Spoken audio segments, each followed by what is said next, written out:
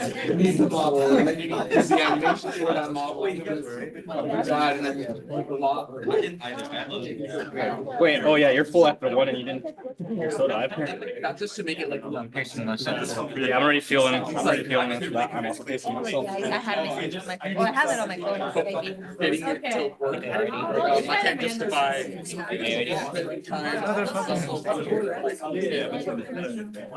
I bought Dude, the sriracha is spicy enough. Yeah. Well, it comes with when you cater, they also come with a sriracha bottle. Yeah. More spice. More spice. What soda did you grab? And then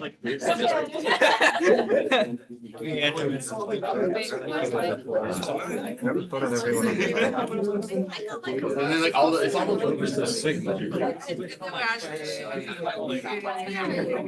told you guys both. The Wizard 3DS. Oh, battery died? Damn. Oh well. Wait, this Okay, let's turn down the even work? music about that. Use my headset. Yeah. How are you doing? Good. How about you? All right. That's good. Soon. You guys have come out with like new games, just like more HD. Coding is good. That way at least you get good audio. Yeah, like, This is an audio check. Yo, can you? Okay, so starting now on the. You just can't really. Put on the Discord. David.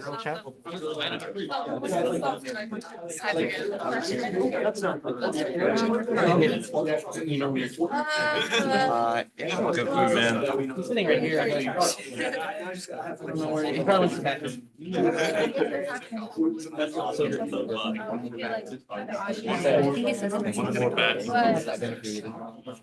We're gonna test the shot real quick.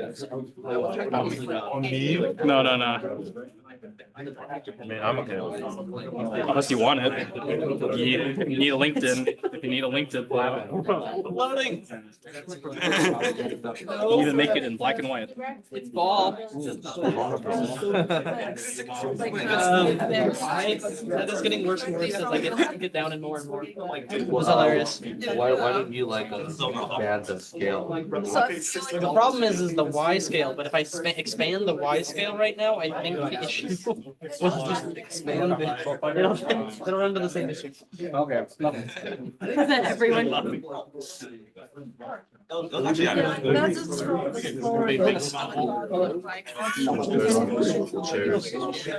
It is some. Yeah, you read the story, right? No, I'm checking. I'm checking for good. Actually, Elden Ring 2. Just released to like they didn't say What did we say? Specify what starting a Like 610. next time. But that's they need to set up really quick. Like the update I put up those. standalone. Okay. Hello. Hello, everybody. I hope you're having a good evening and an even better finals week, right? Yeah. So, welcome to the final event for the Game Development Club this semester. Woohoo! Yeah.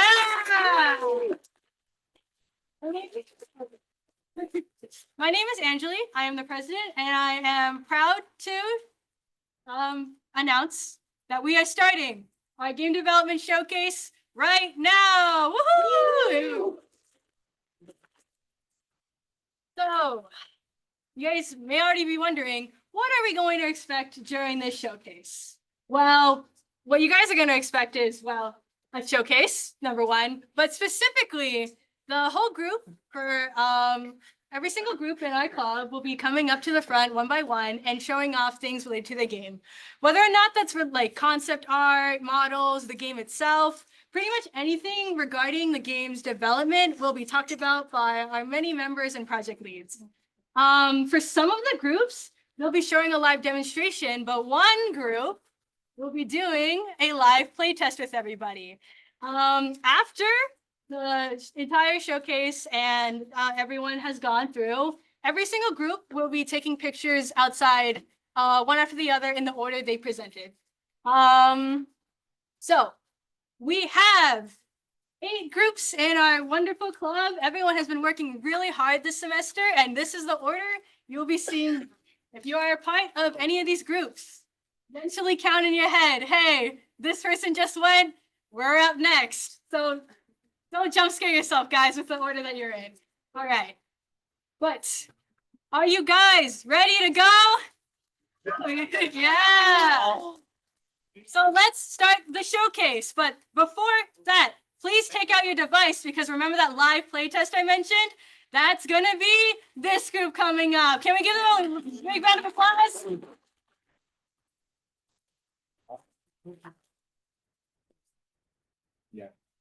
Presentation. Let's see here. Share. On Safari.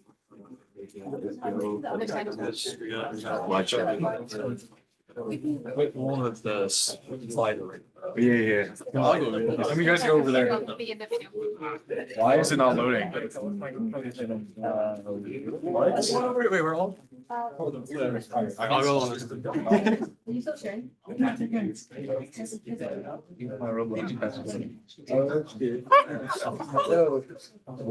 Okay, I guess it's not working like that. We gotta keep this quick. So we're gonna present it like this, which is amazing. Okay, so our game is Frenzy. As seen in the picture right there. You guys are all gonna be able to play it very soon. So that's pretty epic. And then this is the idea. All right, so it's an FPS, deathmatch style gameplay. We got RNG in there, so for dopamine, and it's fast paced, so you'll never be bored. Like that kid. And then this is the lobby. I mean, we originally just started off after seeing just spray boxing the entire map, and then after a lot of time, a lot of thought process, working with JJ on concepts, we kind of got to that point. You're gonna be able to see it. Like us. These are some pretty cool pictures of the maps. So we have shipment over here. We have asphalt, which is pretty cool. It's like a little parking lot. We have rust line down there, and that's not a map. That's your turn. For next. All right, this is the live demo. So make sure you guys have Roblox installed on your computer or mobile device or mobile device. Yeah, both. Or mobile both device work. that is supported. Mhm. So yeah, let's just get to it. So I'll be showing or putting the link in announcements right now. So I don't know if you can see that. Stop share or share. Just share my desktop. That works. We got the Discord right here. So if you press this link down here, you'll be able to open up Frenzy. What is Frenzy? Frenzy's our game. We want all you guys to hop in here and load up Frenzy. See if anybody's in yet. I tell people to like go at the same time. Like, Oh yeah, everybody. ready, and then it's like a countdown. So That's true. yeah, so everyone has like equal. I'll shut down the current server. Okay, wait, never mind. There's like 3 people already in it. Everybody get the website, like load it up. I'll give everybody like a minute or so just to like sign in if you haven't made a Roblox account yet. Super simple, just username, password, birthday, and then you should be good. And then it'll take like a little bit just to install the software.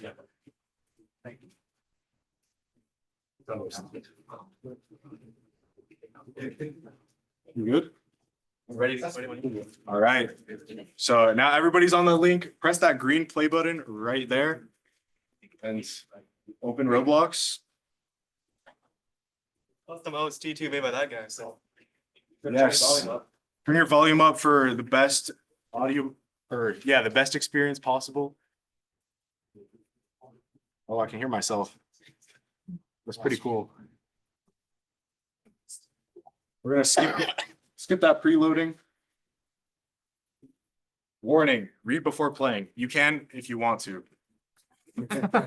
So we got Frenzy right here. Pretty cool. See everybody like loading in here.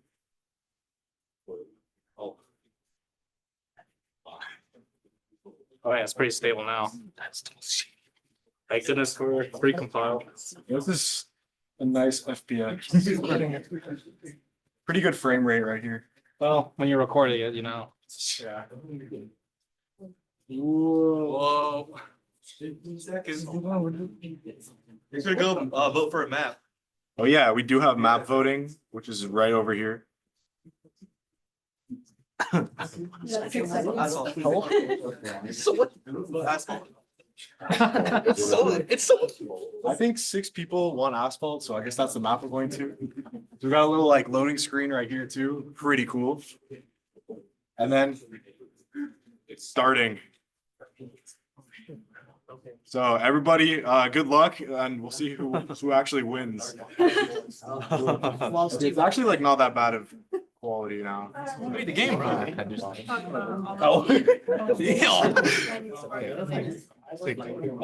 Wait, I see someone. Oh my gosh. Like you're gonna do fine, yeah, but you don't know. Yeah, the voice. Oh.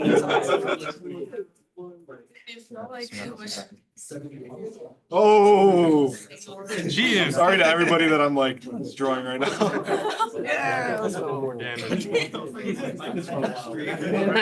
Yeah, we've been like testing this like every day, so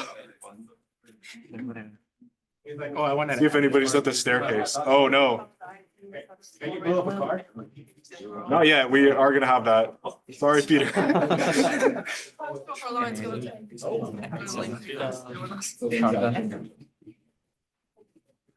Oh. Oh no. No. Oh. I'm playing at like 15 frames per second and it's somehow working. I don't know how. Oh, I see a lot of people over here. Aw. Yeah, does anybody recognize this parking lot by any chance? Doesn't it look kind of familiar? Like, especially if you're walking like this way, Oh, it's the walking this way, Where's round one? and there might be like a round one like right here, but it's not there. Round one to 10. You should make There we go. I know. Oh, make it our team.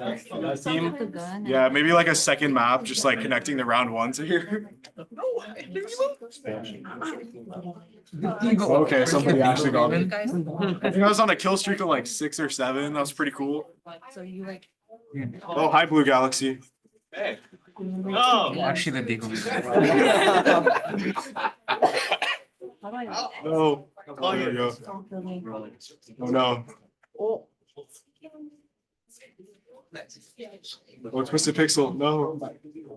No. No, where is he? Oh, there we go. Sorry, Twisted Pixel.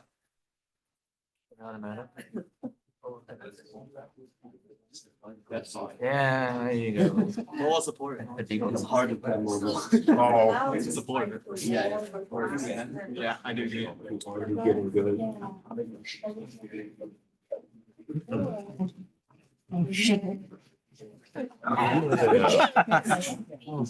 This one has a. Pretty fun because there's crouching and sliding in it. So if you're able to master it, you can kind of like crouch and slide, like strafing.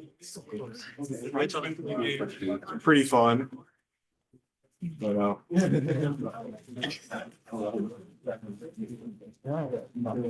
we got like a minute 30 left of this map, and then we'll do like one more map, and then so if you want to play it, download Roblox real quick, and then you get loaded in. I think I made one. Could you pass me the? It's like a little too quiet here. I don't know what's going on. This is so peak. So peak. There's no way you can play this on the phone. I just tried, but my iPad just died. It's ran out of battery. No way, the graphics are good.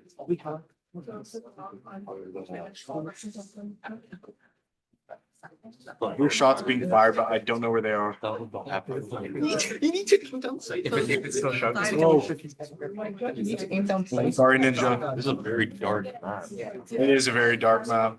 And there's still a car, right? And we're Yeah. Yeah. No, the whole mag on him. Oh. Good job, Jose. Show Bob.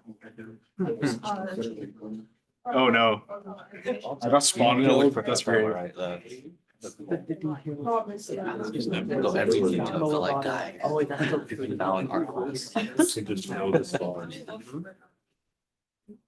I mean, most of the spawns in this map are like in the corners anyway, so it's like. All right, so we're back in the lobby now. As you can see, we got a lot of people in here. Actually, that's really cool. That's a lot of people. You know, you still have some time to join up. If you just join, if you download Roblox right now, the round might start, but you'll still join in and you'll be able to play with us.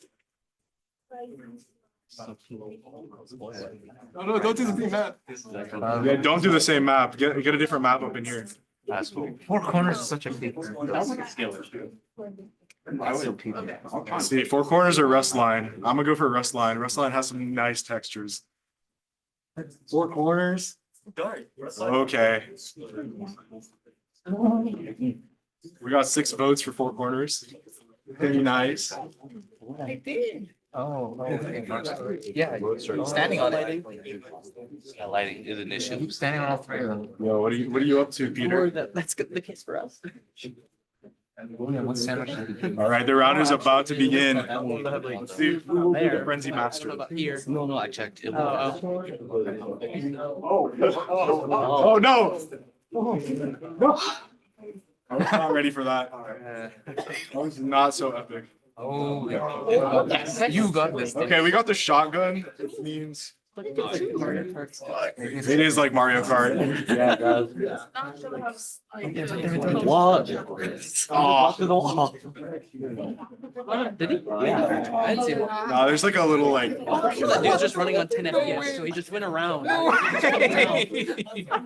it is. I like that. You're right. He didn't cheat. He just like walked around, but it went. Yeah.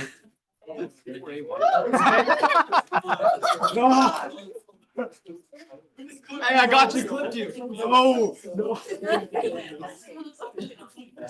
Competition. It just existed. Oh. Oh no.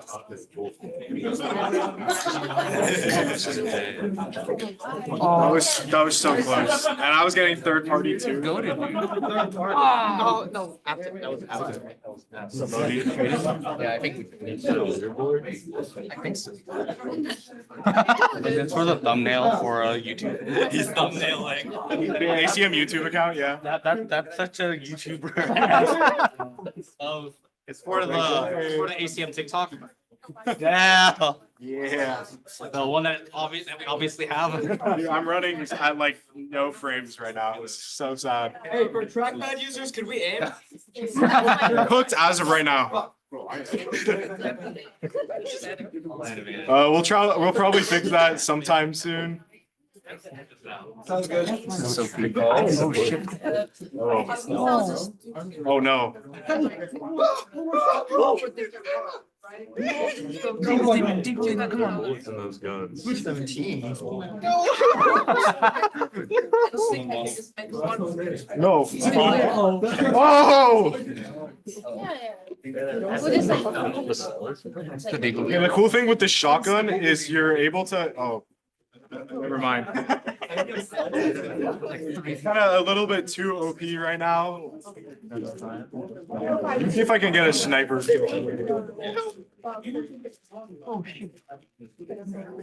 No way! What is that?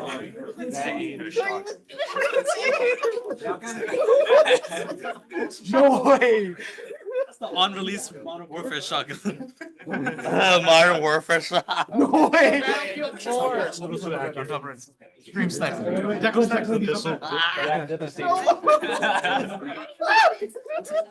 No way! It's out of ammo. That's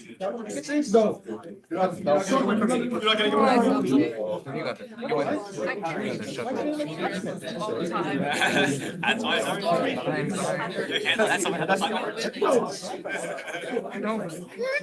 It is so chaotic. This is. Oh, no, no, no, no. I've been cooked. Yo, what's up, Blue Galaxy? I don't think that guy's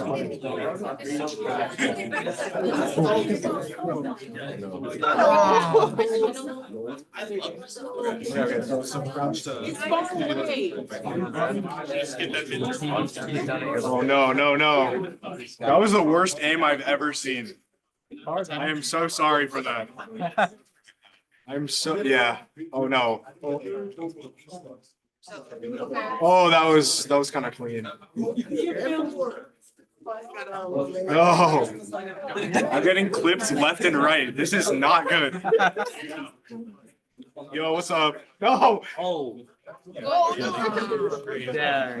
Melee, there's no melee. That was tough. That was not so good. We're back.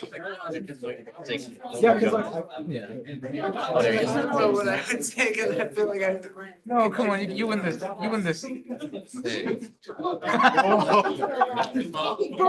Everybody is like tryharding against me. This is crazy. I feel like I have the worst avatar for this too, because you could just see like the fire on top of my head wherever I am.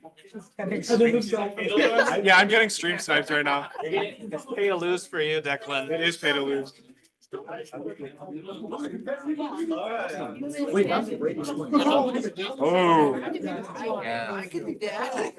No way. We're back to the lobby. All right. So I'll leave that right there. Fantastic work on the lobby. Appreciate the lobby. Shout out to Jose for making the lobby looking as good as it is. Your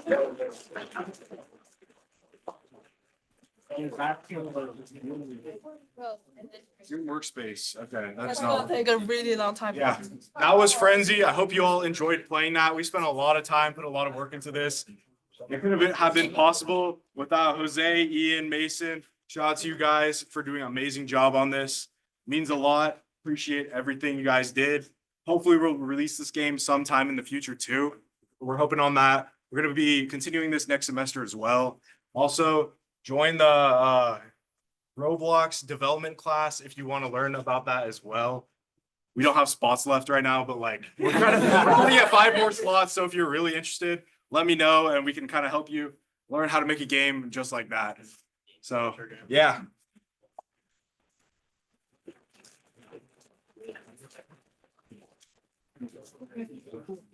All right, next up, hello world. Can we give them a round of applause, please?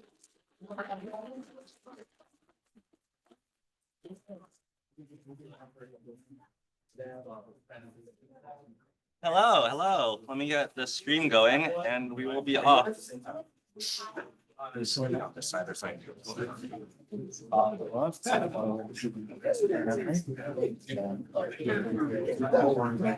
Sorry about not giving me an option to share audio, so I hope it works.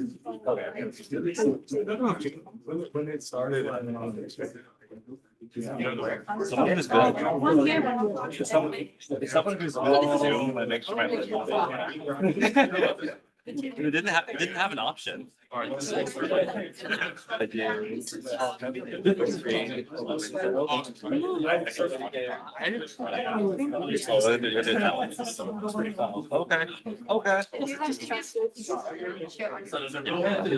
bet it just didn't work the window apparently. Apparently. All right. Hello, everyone. I am Michael. I am the project lead for Hello World with a question mark. So this is Hello World question mark. You want to just go around and share our names? Maiden, Richard. My name is Benji. Ryan? Brian. I'm Veronica. So this is what's going to cover today. We don't have a game showcase, but we'll talk about a lot of our design ideas. So what is Hello World basically? Let's talk about the ideation behind Hello World. Initially, the idea is a game that changes genres as you play. The goal was to test player familiarity and introduce kind of new genres to players. So through that, they get to learn a bunch of different genres. So during development, we kind of settled on a platformer for our first level. And then we kind of settled on a few more things, and we'll talk about these later in their respective sections. We have our concept for the artwork and the concept for the audio ready for basically all the levels, actually, just not the genres. So moving on to audio.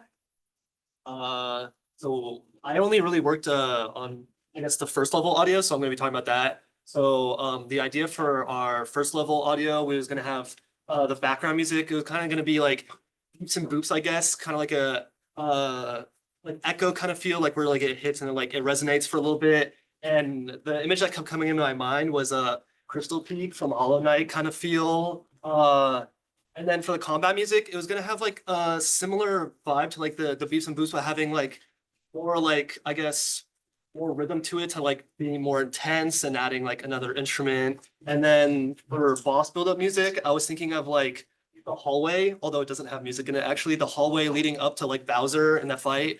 I was thinking of like making music for the build-up getting to the boss, because there's either like no music to make the suspense or music to add the suspense for it. And then the boss music was gonna be the same kind of thing, but having like kind of like a church choir singing chords over that same kind of spooky thing.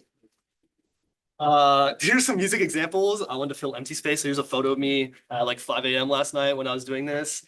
So I sort of have a small bit of the level music. So this is just sort of what it sounds like, a little bit like the beeps and boops kind of thing I was talking about. It's somewhere in there. I don't know if the audio is sharing. Uh-oh.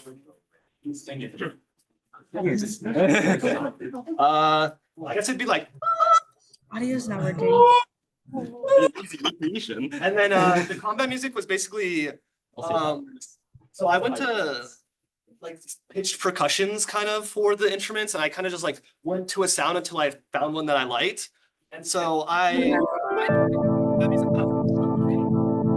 needed to turn on my audio. That would make sense. This is like the combat music. It kind of had like the kind of thing to it, but a little faster. And then I added like a steel pan rhythm to like the same like BPM, but still have it feel like faster, more tense. And yeah, that was kind of it. Like it would eventually loop. And then I had this boss build up. It was weird because the noise, like the name for it was Warm Chimes. But it kind of sounds kind of eerie, so it's kind of weird that it's like warm, but it's like sounds really dark. So this is like just like I did a like a diminished chord kind of thing, because those always sound funky. So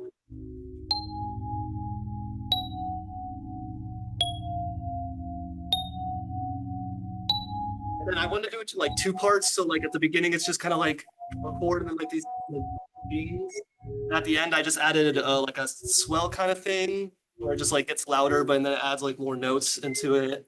And then sadly, there's no boss music yet. I haven't really get time to it just yet. So.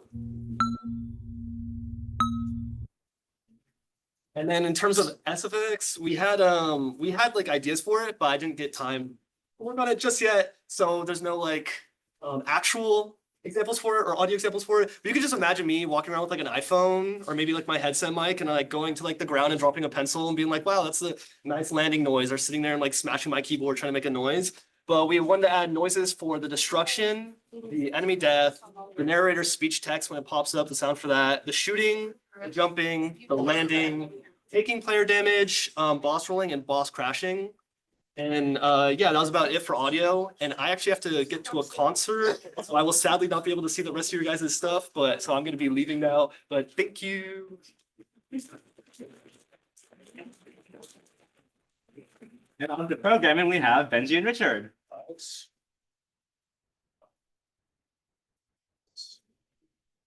Okay, so basically we have the control scheme for the game here. Of course, the player character is the square right here, just And there's the typical movement patterns of WASD, space to jump.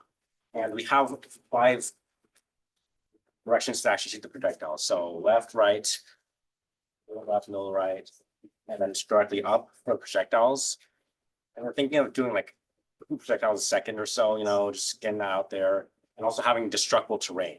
So you could actually interact with level. More so like Metroid in terms of that sort of style. Yeah, we have the enemy here as an example, which is a circle. Most of them are just gonna be kind of like Guma's, a little bit basic. But yeah, that's for me saying more for. So I was in charge of making some of the enemies. We wanted to keep the enemies really simple. So all of the enemies are pretty much going to be circles or variations of that. So the first one is just a green circle. Basically, your basic enemy, your 1/1 Goomba, just kind of walks around. It doesn't really do much, just kind of is there. Same with kind of the red circle. It's just same kind of thing, but red Koopa versus green Koopa kind of thing. And then we're planning on adding a shooty circle, which anyone want to guess what that one does? It's here. You guys won't believe this, but shooty circle gonna shoot. So it's crazy, right? Yeah, and then we're planning on adding more hazards, like spikes, like you mentioned, destructible objects, things along that nature. So next up is level design. Brian, if you want to take over, since you're here, you can actually just use it yourself. So I drew the level on a piece of binder paper that I ripped in half and put more binder paper next to it. And basically my thought process for the level design was like how do I, because this is going to be the first level and we're not thinking of making like a tutorial level. So I'm like, okay, how do we make the controls feel intuitive to the player? So like the first thing it has is like a little bump thing. So it's like, oh, you jump over the bump with the jump button and stuff like that, where it like progressively introduces more concepts and stuff like that. And then a spike, that's just a spike coming out of the ground that's like relatively early on. So that if you die by the spike that's coming out of the ground, you get set back like 2 feet behind you. And it's like a relatively low penalty, that kind of stuff. And just like being able to make the level like progressively more complicated as you go forward and eventually into the boss. The green stuff is the destructible terrain stuff, and then the pink stuff is the enemy stuff.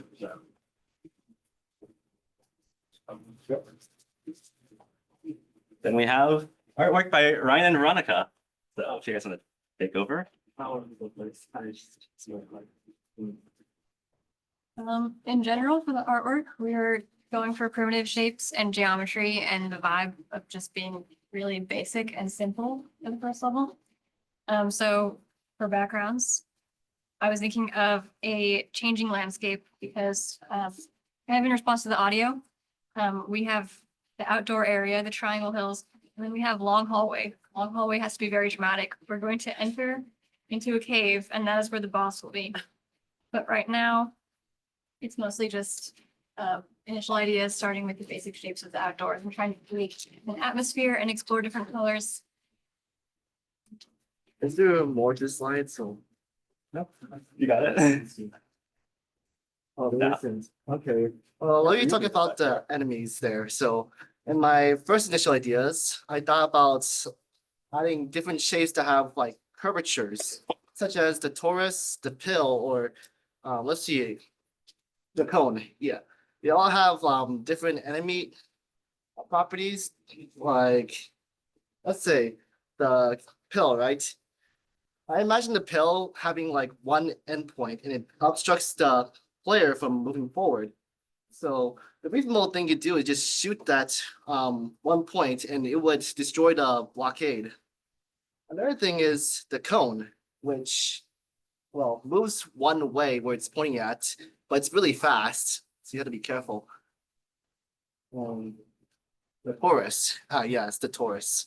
Every time when you are like not obstructed by an object or just whatever, if it sees the player, it will shoot at it. And finally, the crosshair. Yeah, the crosshair.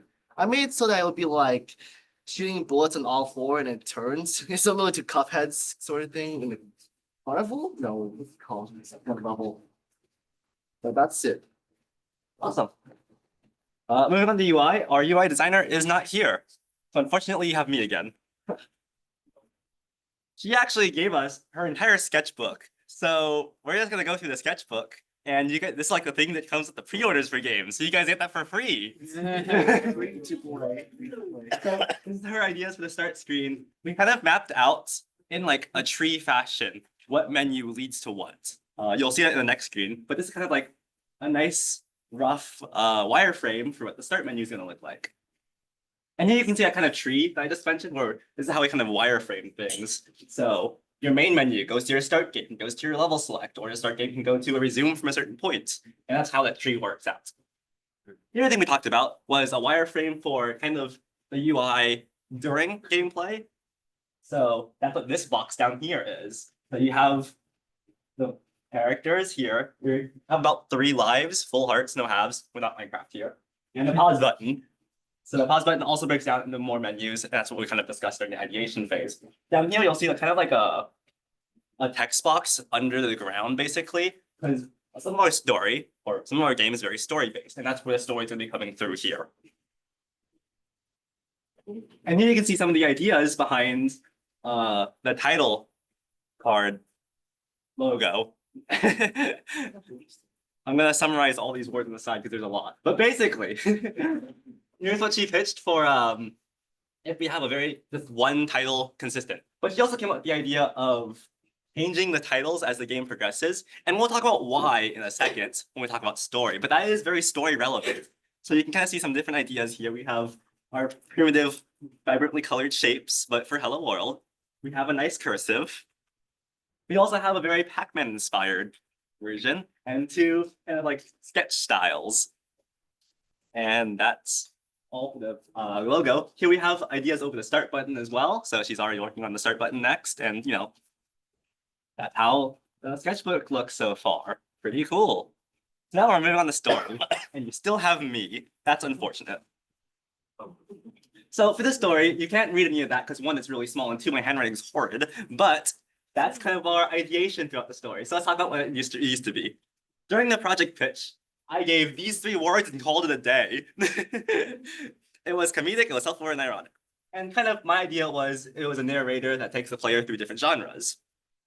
As we kind of broke into our groups, the group kind of discussed possible themes and listed characterizations. So you can see here all of our listed themes. We went through a lot, and we kind of settled on something, and I'll show it in just a second in a more readable fashion. And the other side is the story and like the characterization that we have. So here's the actual theme. Put in effort to improve. It's a very kind of inspiring theme because our story is about a narrator who's striving to be a game dev. Would you look at that? This is Game Dev Club.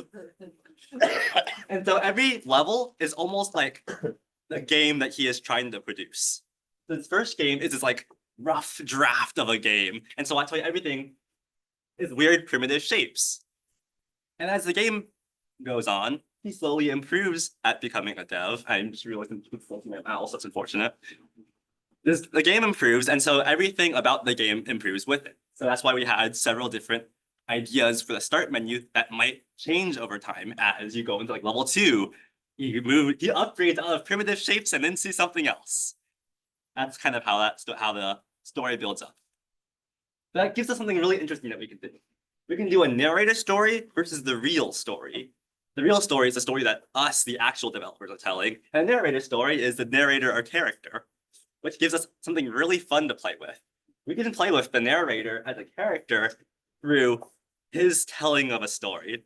So in his first draft of a story in level 1, Square People versus Circle People, a very simplistic story, but it gets the point across for what he's trying to practice and where he's trying to start. We love kind of giving him his naming convention, as with the final boss at level 1, he has named it King Placeholder. We came up with that during ideation phase. So, that's kind of how that works. As we develop, we kind of develop the names for the narrator to also develop. And that's it for the presentation. Thank you all.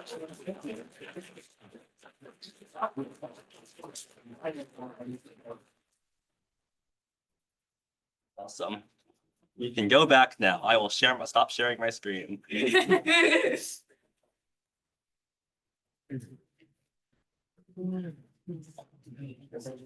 All right, next up, we have Petrichor. Can we give them a round of applause?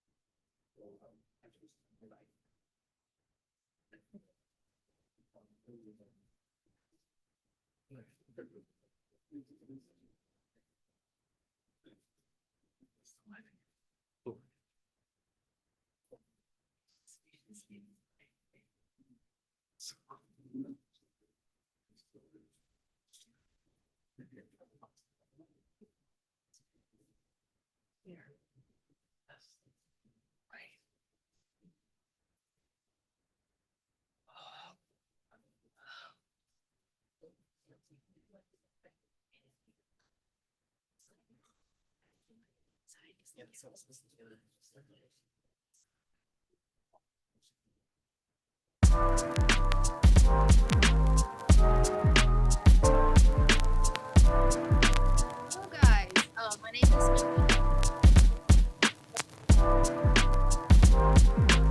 next summer course in action. We kind of walked around character with the pencil in my head, but kind of learn a bit more about Luke. We're gonna be going through a tutorial level where you kind of get an idea of what the movement is like, kind of what the map structure is like, and then we're also gonna go into more of behind the scenes as we are making the game. Sound good? All right, cool. I hope Mars still. Yeah. But yeah, so this is just an introduction into kind of how we're kind of see the world, I guess how they'll be introduced to this world. So you'll kind of see like we start off in this hallway.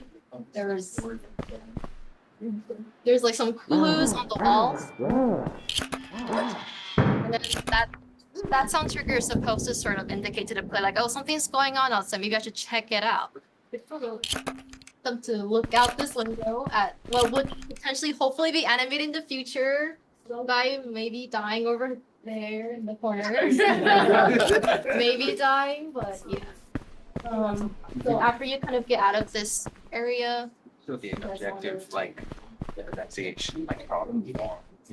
Yeah, sure. Like at the beginning of the level, like we have this investigation system, and you know, it's like, what are we doing here? We hear this noise outside. What's going on?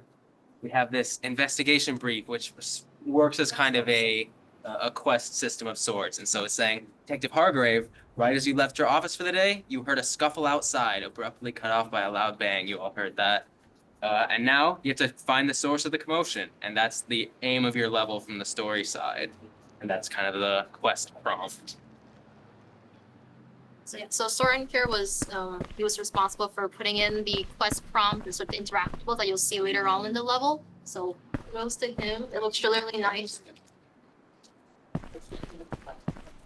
Then outside the combat, I broke it, so it's not working right.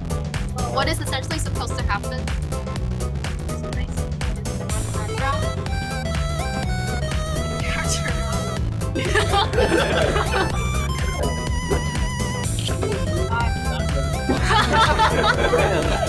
So as you can see, like, back up and let the enemy control you, this time kind of slows down. So what is essentially supposed to go up here is a sort of visual indication. I put like a circular dial where if it hits that maximum point, that's when the enemy is supposed to make their attack. And your kind of goal in fighting the enemy is to time your capture right, that you would sort of absorb the energy that they would rather like hit you with, and then you can use that to sort of charge up and then unleash a stronger attack. The indicator's not showing up, so. God damn it. Now he's dead. You get to this part of the level, did you want to talk a bit more about Show the the clue interaction? system. So it's like now you see these little like visual indicators on the ground that like, oh, there's a clue to investigate. You go up and it like prompts you. But the idea is that then one of these objectives will be completed by finding the clue. So let's see. Obviously, as you can clearly tell, this is the scene of a murder. And so anything we find is in the context of a murder scene. And boop, we interacted, and there it is. Number one clue, Mafia calling card found on the dead body of former mayor Charles Gibbs. Mafia calling cards, they are what they are. And then, another clue. But as you can see, that one completed one of our objectives, and then you can see the clue there as well. Our second clue is Gibbs's tattered notebook. Kind of like a, mysterious item that alludes to a larger conspiracy that you might be able to unveil. And that's it. That's our objectives completed. Yeah, so. Turn. What? Really, the level is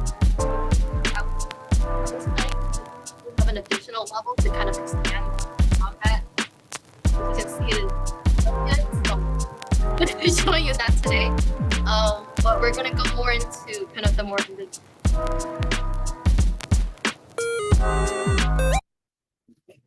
Okay, so we're gonna move on to kind of talking a bit more about what went on behind the scenes, so everyone else can get a chance to sort of describe what they each worked on.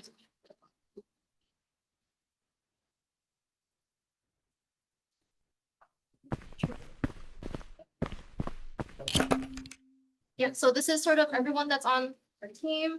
We have Sel, Danny, Prince, Soren, part of doing programming. We have 2D artists, Heel and Ryan, helped out a lot with kind of character design and character sheets. 3D artist, and myself, some of the 3D models you see. Level design was Prince, full ideas. We have first design lead, who kind of led the charge for kind of putting together everything, and he also helped put together the investigation. For design, we also had help with AJ, some really cool like constructive criticism on how to sort of make the level flow a bit more naturally. Sound design lead, Sam, he did a lot of work trying to set up the WISE project. So kudos to him for sort of figuring that out and then helping me get that working with Unreal. And also, Nathaniel couldn't be here today, but he also helped title track you here and also the private soundtrack. And Tony, I still didn't. thank you for being there. Thank you for being there. I'm sorry. I'm so sorry. Story first. Okay, so basically the idea with the story is there's basically two sections of the story. There's the world building and the actual like story that we saw being kind of facilitated by that investigation system. On like the broader level, we have this world building based around this like post-industrial revolution city that's just like absolutely kind of wrecked by like pollution and industrial waste. And we have this we have this idea that maybe the clouds absorb some of the pollution, and like anytime it rains, it's just like you can't even go outside because I don't know if we have the other poster, but basically when the rain rains down the pollution, it creates this substance called petrichor that's super dangerous and like makes people kind of go crazy and rabid. And then within this world, the kind of context of this city, Noxington, we have a very simple, like kind of whodunit murder mystery of like, as you saw in the opening sequence, the former mayor, Charles Gibbs, was murdered. And you have to figure out both who killed him and, what, based on like this kind of notebook that he was trying to deliver to you at the time of his death, figure out like what he was involved in, what he was uncovered that ruffled so many feathers. And that's kind of the story. Yes. Some stuff put together. first like ideas that we kind of as prototype ideas that we are using to sort of construct the story. Let's move on to Brian. Do you want to talk about your enemy? Oh, yes. All right,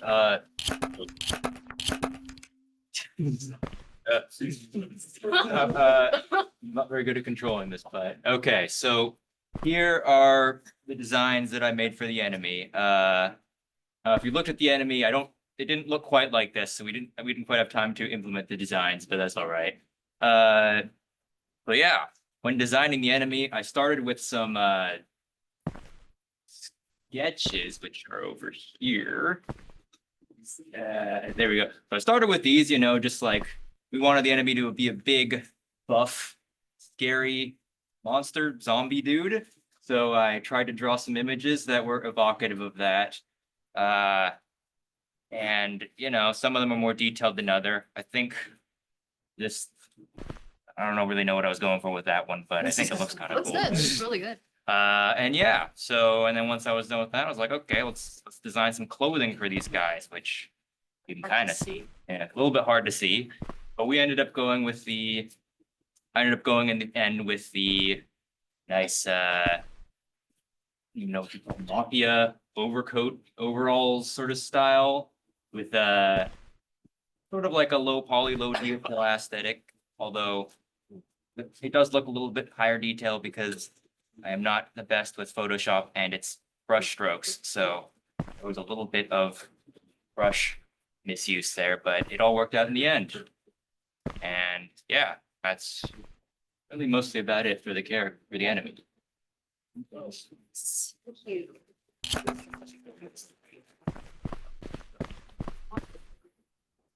3D models, I also.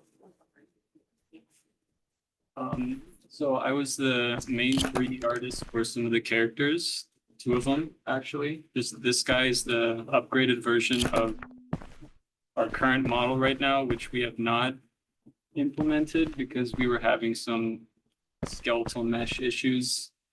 It's a headache, but I think he turned out pretty well. Looks pretty snazzy. There's some concept artists that I worked off of from the art team. This is me at Textram. Can't see because there's no color, but he is wearing a solid gold suit. I think it looks pretty cool. Yeah, that's all. I made some blockout assets for the hallway scene, just to get a feel on how it actually looks.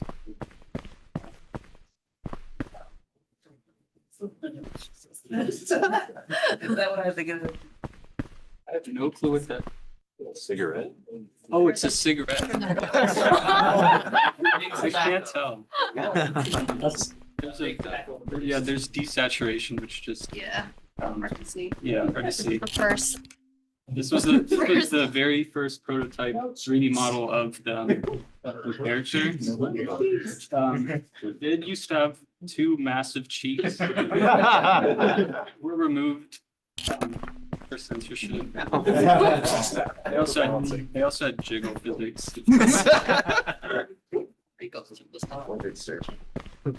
You guys want to talk a bit about kind of the visual assets and background design that you made? Sure. I mean,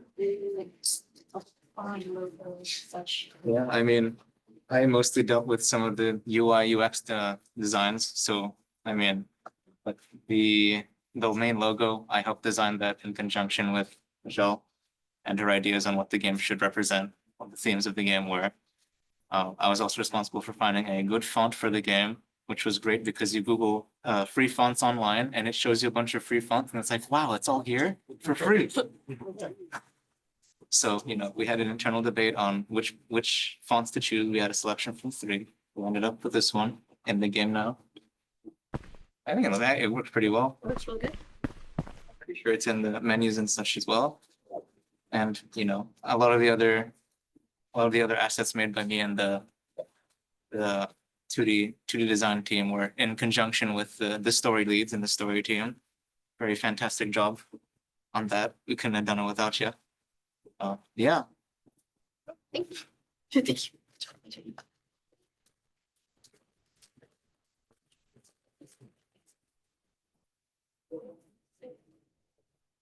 Level design. Oh, level design? Level, you're Oh, a okay. designer.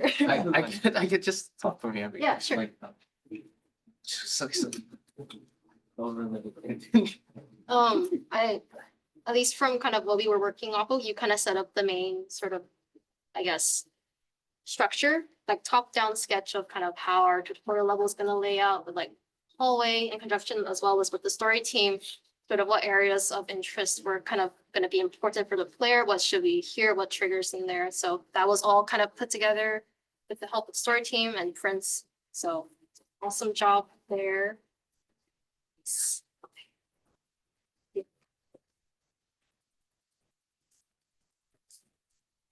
Hi, so I was responsible with my team for getting the sound design into this project, and the overall goal of the sound design in this game was to create an immersive experience that felt akin to the visual style of the game. So in that regard, I looked to inspiration from games like Cuphead, which draw sound cues from older movies that we see from the silent film era. And since one of the primary mechanics in this game is the capture mode, which is based off of cameras, I looked at DSLR cameras and other older film reels and things like that that we could use for the UI design, for the encounters. And I think Nathaniel, our lead composer, also looked at some stuff like that when he was coming up with the music.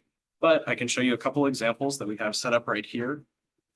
One of the sounds that I started with was the combat sounds, because yeah. One of the sounds that we started with was the combat sounds because I thought it was central to the core gameplay loop. So over here, we can hear the melee sounds.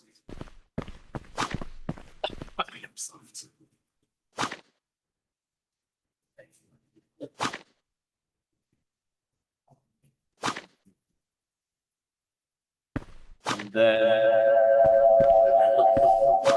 I think our mic.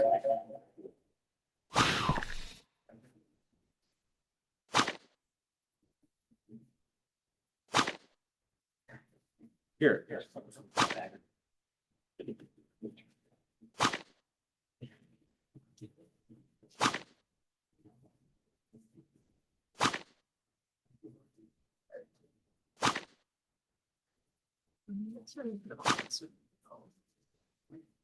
All right, and one of the other things that I really wanted to get right was the capture mode, since it's one of the main themes and the gameplay mechanics in the game, where the player capture mode for certain abilities they can use and combat instances. For that, I looked directly at how DSLR cameras sound. Kind of funny because they don't exist in the kind of time period we're painting in this game, but older cameras were actually much more silent than modern cameras are. So we went to DSLRs as kind of an inspiration for that chick chick sound that we could use as the enter and exit capture mode, which just gave a greater sense of immersion to the player and reinforced all of their actions. We also did a little bit of voice so that the enemies would react to the player, hear them. So what you're hearing right now is how people respond when they detect the player, which are just strange vocalizations that are a couple bits of pitch shifting and compression to make them feel a little less inhumane. Nathaniel came up with the music, which he drew a lot of inspiration from electro swing, which is kind of an interesting genre that combines a lot of electronic elements in the percussion, but also more acoustic elements in the chords and rhythm, or at least the rhythm aspects of the chords. The menu theme that he came up with, a couple plugins from Spitfire, and then a few mixing techniques, and stuff. And then the combat theme. Daniel looks at like synthesizer stuff. One of the things that was fun about this game is that I wanted to look at how the loop is that added to the overall music design so that it would adapt, which is one of the things that separates linear music that we hear in film and just on Spotify from the music that we hear in games. So to that point, I chopped up the song that he sent me and created certain triggers so that it would play certain elements of the song, such as a 1-bar hit, but then transition into other loops that would repeat so that the player gets an idea of what's happening in the game. And then my last favorite thing that I did on this project was experimenting with real-time parameter control and states and switches in Wise, which was interesting because we could adjust the mix of the game as it played, such as moving filters, changing volume automation and reverb sends as we did it. So thank you.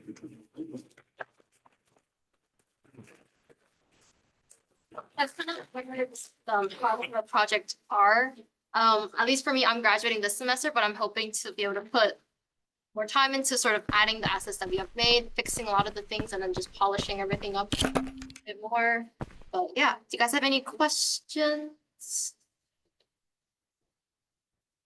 Do you have any plans on finding someone to provide secure funding for your project? Funding, not as of this moment, but I guess they'll kind of have to see how things go. Yes. I Googled aesthetic sounding words, and I went through like a nice group of words on like Pinterest. And I think the meaning of this word is kind of like the scent of like rain on like pavement after like a nice rainfall. So I thought that it fit the kind of vibe that we're going for. So one more here. How long did this all take to make? So we actually started development last semester, but it's just been kind of whenever each of us has the time to kind of contribute a bit to the project. So it's been just a pretty chill experience. Okay. In that case, thank you guys for your time.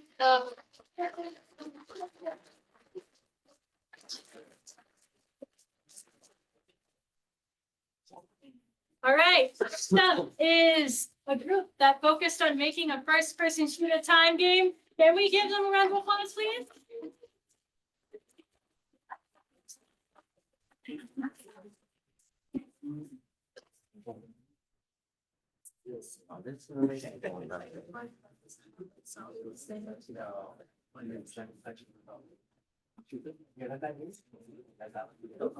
Hello, our game is Untitled Time Game. So I'm Luis, I'm the project lead. I'm Elias. I worked on projectiles and the health mechanics. I'm Peter. I worked on the player movement. I'm Ashton. I worked on level design 3D modeling. I'm James. I worked on the end level trigger. Okay, so our original goals, well, like our main idea of this game was like to create like a something that kind of resembled, I don't know, like the Matrix, a lot of like other like games that have like a time slowing mechanic. We used Unreal Engine for this game. And we got done. So we got the time slowing down, the enemies and the level and that fast player movement, which was, it took a long time and it was really hard, but we were able to finally do it. For the time slowing mechanic, the way it works is that there's like a thing that manages all the time across the whole game. And it like sets different like amounts for everything so that we can kind of customize how like slow everything is and kind of get it down so like it feels good. And for the cats. Hey guys, so the initial goal was to create a movement controller that is sort of integral to the generic first-person action gameplay. What we wound up ideating is we wanted something that could work in conjunction with like weapon handling and like time dilation. What we wound up like having, what we wound up having is a very rather agile movement system. And this was made possible because of the iterative process of adding code blocks to like the character controller class, the character class. Basically just minor tweaks which added variable jump, double jump, sprint. Like you have the ability to toggle sprint. You also can dash, you can crouch, you can also mantle onto ledges. And sliding, so the logic for sliding is still in the works, but the other thing that you may notice if you ever get the chance to try the game is that if you dash, you will automatically toggle sprint. So that you would not necessarily have to focus, like think about like actually trying to sprint the character when you're already dashing. The more elegant solution, possibly in the near future, would involve using a custom state machine plugin that integrates a C++ state machine with the blueprint event graphs. what we wound up having as a result is it's a very agile movement system, to say the least. Like putting those basic movements in conjunction with each other sort of allows you to use basically ceilings and floors as cover. Adding to like sort of you're using verticality as sort of a way for you to evade and approach whatever adversaries you have. We also want to apply this to other circumstances such as stealth gameplay. So the other thing we notice is that the avatar is the character has a lot of bugs right now. One major issue, as you may eventually notice, is that the character can just mantle instantly onto any ledge points that you just make contact with. So the more elegant solution remains to be implemented. The logic for sliding does not get executed right now because the player can only crouch, which could also disrupt the flow of the movement, especially as you're sneaking around enemies or trying to get engaged in combat. The sprint can only be toggled off once the input, once the sprint is activated, you have to toggle it off literally with just a shift key. But besides that, what we wound up having is a movement system that sort of makes the movement very accessible, to the point where it feels a little overpowered, but I'm really satisfied with the sorts we have right now.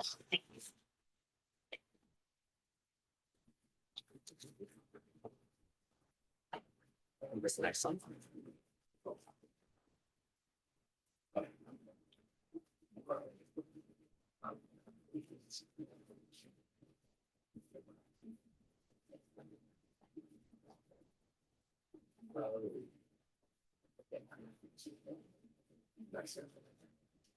So I worked on creating the projectile system. And so for this, we were going to have enemies that were going to be shooting at us and we would be shooting at them. And unlike other FPSs, since we have a time mechanic, we need to be using a projectile-based system instead of something like hit scan, because we need those the projectiles to be able to be slowed down and affected by the slowing down mechanic and the physics changes that come with it. So I had to watch a lot of tutorials to kind of get an idea of how to even do this, since it was my first time working on Unreal Engine. And then getting the collisions and to also work with each other was a bit tricky sometimes. The projectiles had a tendency to ignore the collision spheres of the other objects. In terms of issues, the projectile physics aren't perfect. It was really hard to get it to feel like kind of like a bullet. And something that also usually adds a lot to how satisfying it is to shoot or weapons is like the animations and sound effects. And as of right now, we don't have those. It's just the basic implementation of projectiles. And then it's also right now only limited to a semi-automatic rate of fire.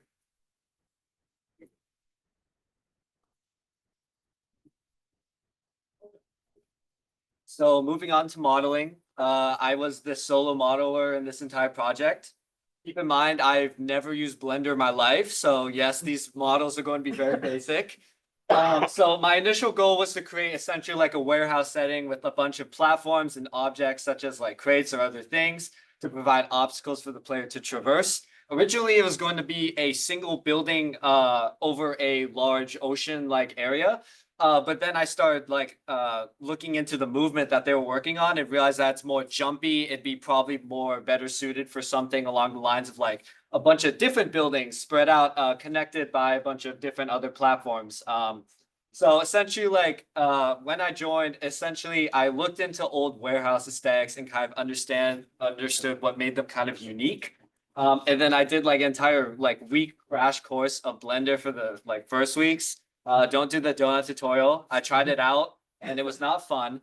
And then after that, I create a warehouse, which you see right here, the big building there. Then there's these crates that are floating here. And then also that I added some internal lighting. Although the lighting aspects on Blender are very hard to use as well. There should be ceiling lamps within every single one of these buildings that are aimed downwards. Although I think in the model they weren't really working, but it is what it is. I was going to attempt clothing, but although clothing and modeling characters in Blender is also very different in comparison, So I just didn't even try to attempt it. And I just like was more focused on getting the actual leveling because that was the actual important thing. We can worry about other things like clothing later on. So as you can see, many of the issues came from Blender was very new to me. I've only really used stuff like AutoCAD or Fusion 360, which are more engineering based rather than art.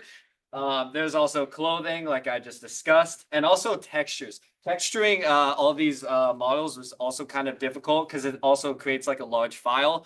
I don't have a beefy enough laptop to be able to process it over, so that became a problem.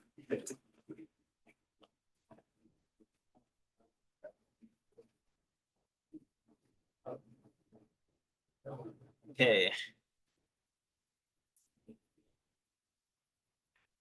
Yeah. So this is our map. So you can see here, look around, but we're like in an ocean. There's a bunch of other platforms that are all around here. And if you like, and you can like jump and like dash jump in like the air. And also here's our enemy AI. We have like we built like a whole like enemy like AI system. It was like it's a mix between like blueprints and like actual C++ code. It took a while to actually get set up because those two things don't like each other. Yeah. And you can see,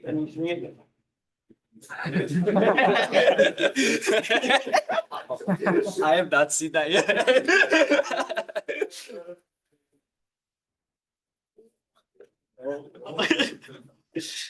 Yeah. Okay. If you go, if you can also slow down time. When you're fighting enemies, to like avoid their really fast bullets. And this is meant to like help you with like very large amount of enemies. We wanted it to like be limited at first, but we weren't able to like actually implement that in time. So you just have it for like forever. You can just do it all the time.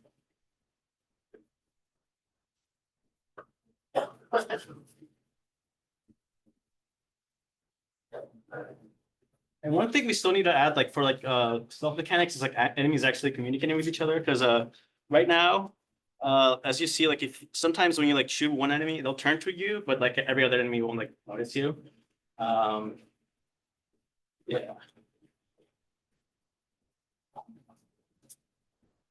Well, I think that's it. So, also textures. Yeah, also we have like this really nice map. Climate change. Yeah. And this weird effect we have here. Okay.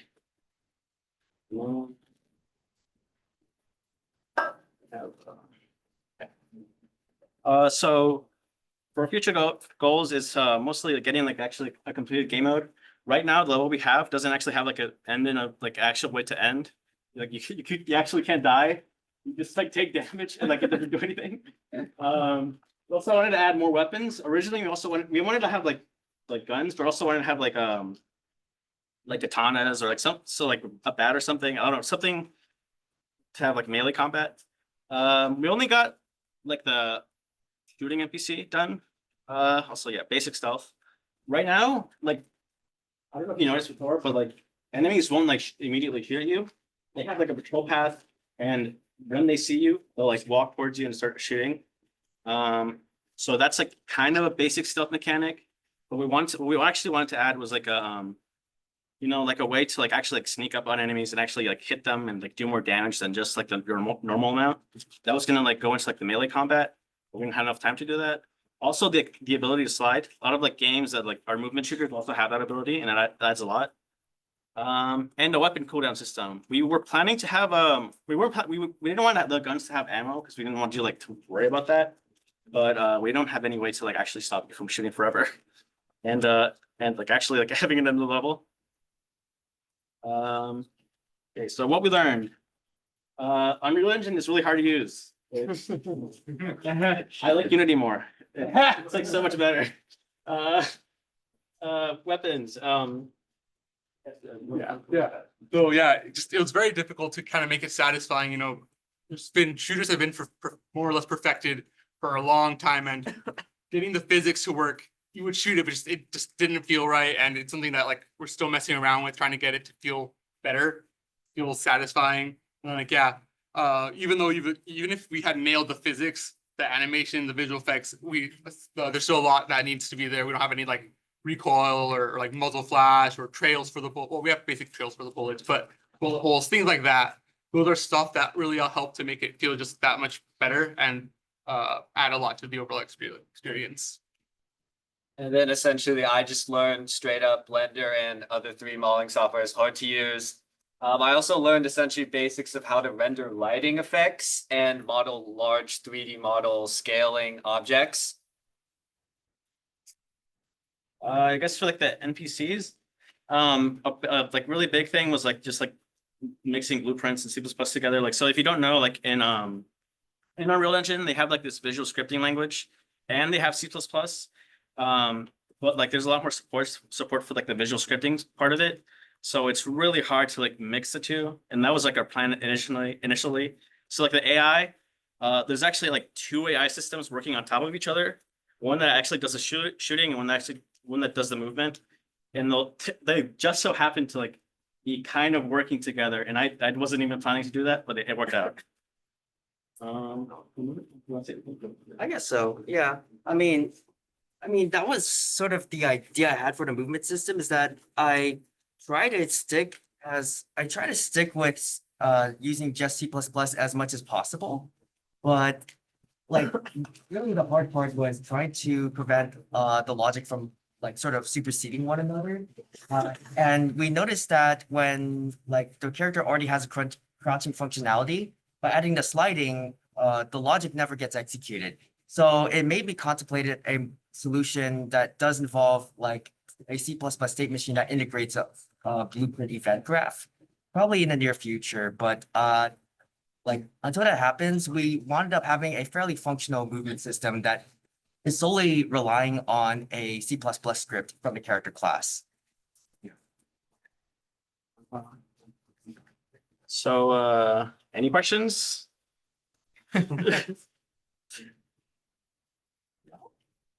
Suppose.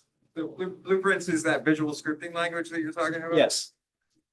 Yeah, it's you just like drag stuff in and like connect everything together. It's good for like people who don't know how to program, but if like you want to like mix anything else with it, it kind of get kind of difficult. Your question? Why Unity? Why Unreal if you like Unity? Mostly because I wanted to try like a 3D game engine. Unity is like it is a 3D, like you can use 3D game engine, like a 3D game. But you can't make 3D games in Unity, but I wanted to make work on an engine that's specifically made for 3D games. Yeah. I also just wanted to like learn a new thing.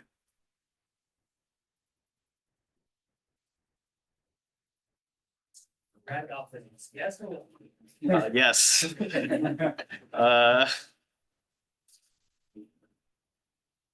I really like the matrix time idea and trying to implement that. Congratulations. That must have been really difficult, actually. Actually, no, it actually wasn't. Actually, that was the easiest part. Actually, I also thought it was gonna be difficult, but it just ended up working. I don't know.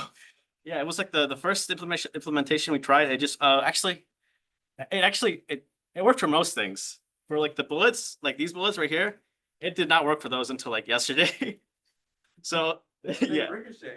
Yeah. Your question?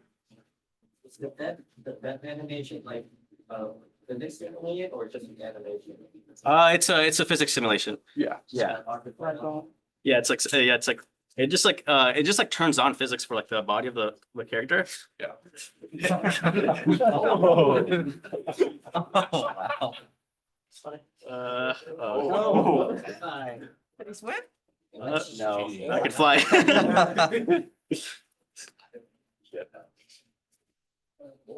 Any other questions? Thank you.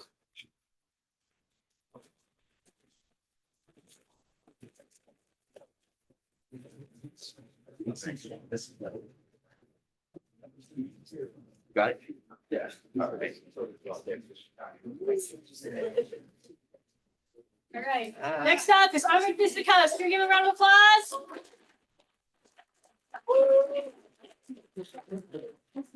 Oh, yeah. Oh, right. On those.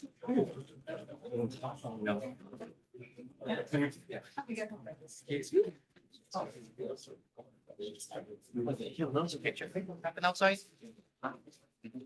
Outside. Stick around. I didn't realize there was. Oh, yeah. Okay, player one, player two. We just play the whole time. Yeah, you play the whole time.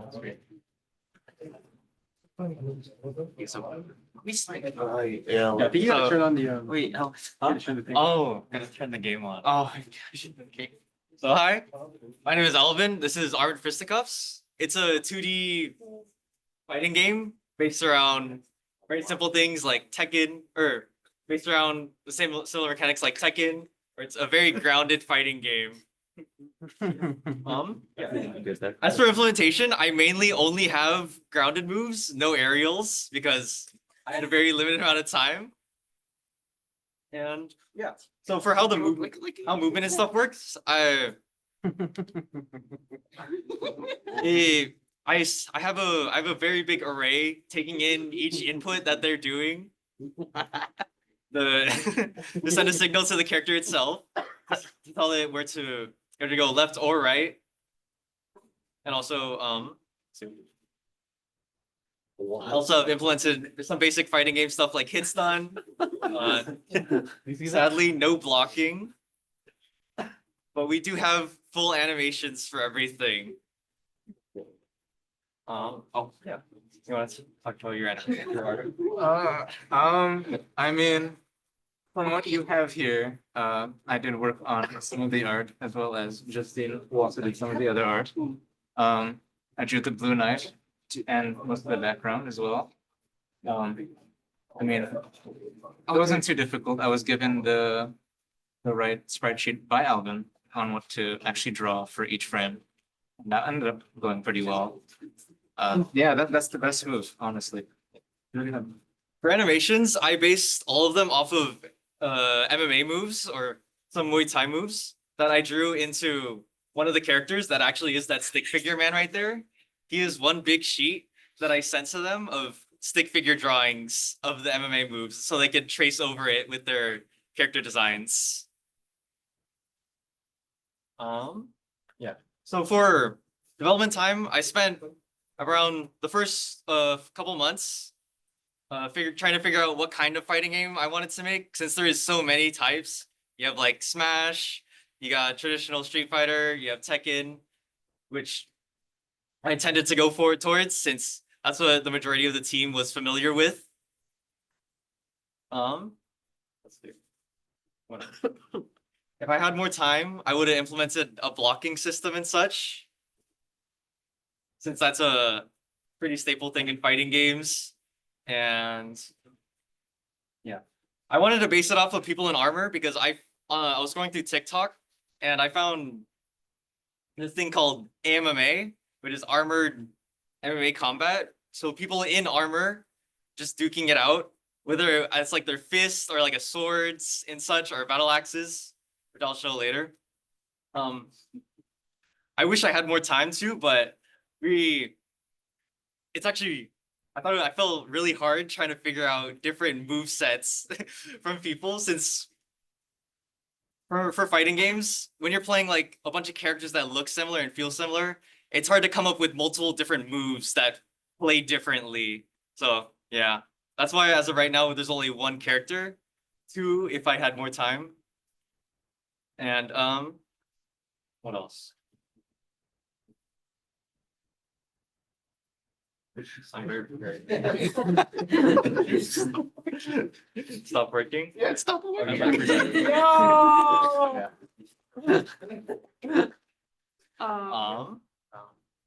Let's see. Okay, yeah, you can turn off the game.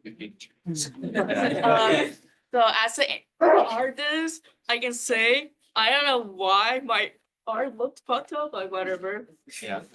Then for the second half of development, we went into designing and coding the actual stuff. So this is the actual sprite sheet that I handed my artist for each of the things, a regular front kick and such, with like instructions and like stuff of where to put each thing for each animation and such. Yeah. Then for the final phase, I started coding 2 weeks ago for all of the frame data and such to plug into Unity's animator function, which I learned like last week to figure out how to do all of the stuff. For example, for this guy, for stuff like his down heavy attack, I figured out how to do in the animator, moving all of his hit objects, turning on the thing to hit things, and also his hitbox where he would get hurt while doing those attacks and such. Yeah. Then some of the inspiration for this is like MMA. That's one of them. It's that dude's using an axe. They're in full body armor. That's like regulated, so it looks pretty similar. They have their leather coats and such, and all plated on all underneath. Yeah, that's my inspiration for this. Any questions?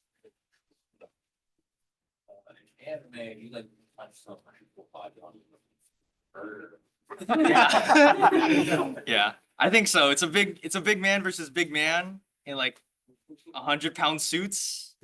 Yeah, I think it hurts.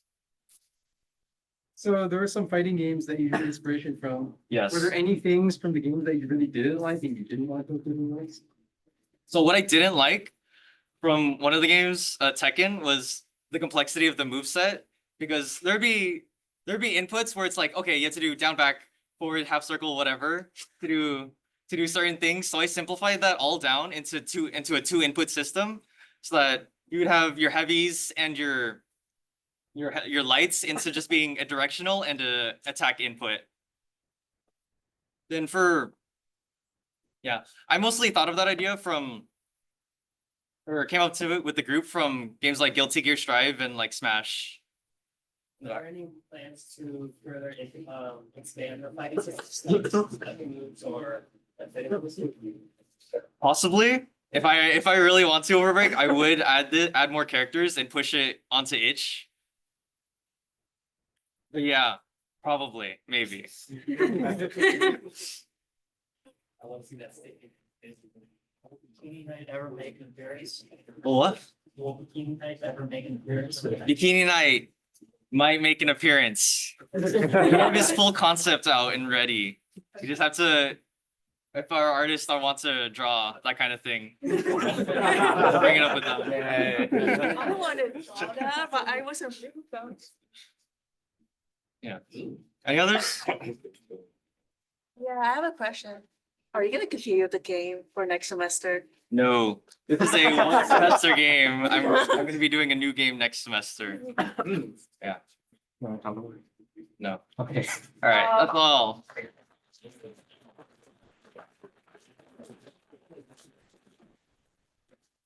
Next up is Opulent. My bad. Krishna, can you say it? Yes, thank you. Next up is Opulent. Let's give a round of applause.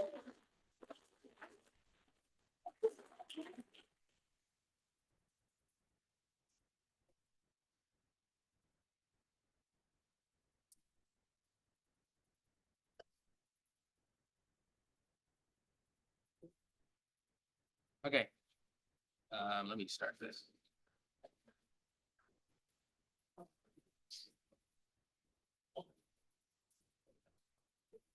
Hi, I'm Krishna. My other teammate is John. He worked on the game with me, but he's not able to be here. So I'll go over all of the technical stuff we did because that's most of what we have to show. We weren't able to get through any of our artwork or audio visual stuff.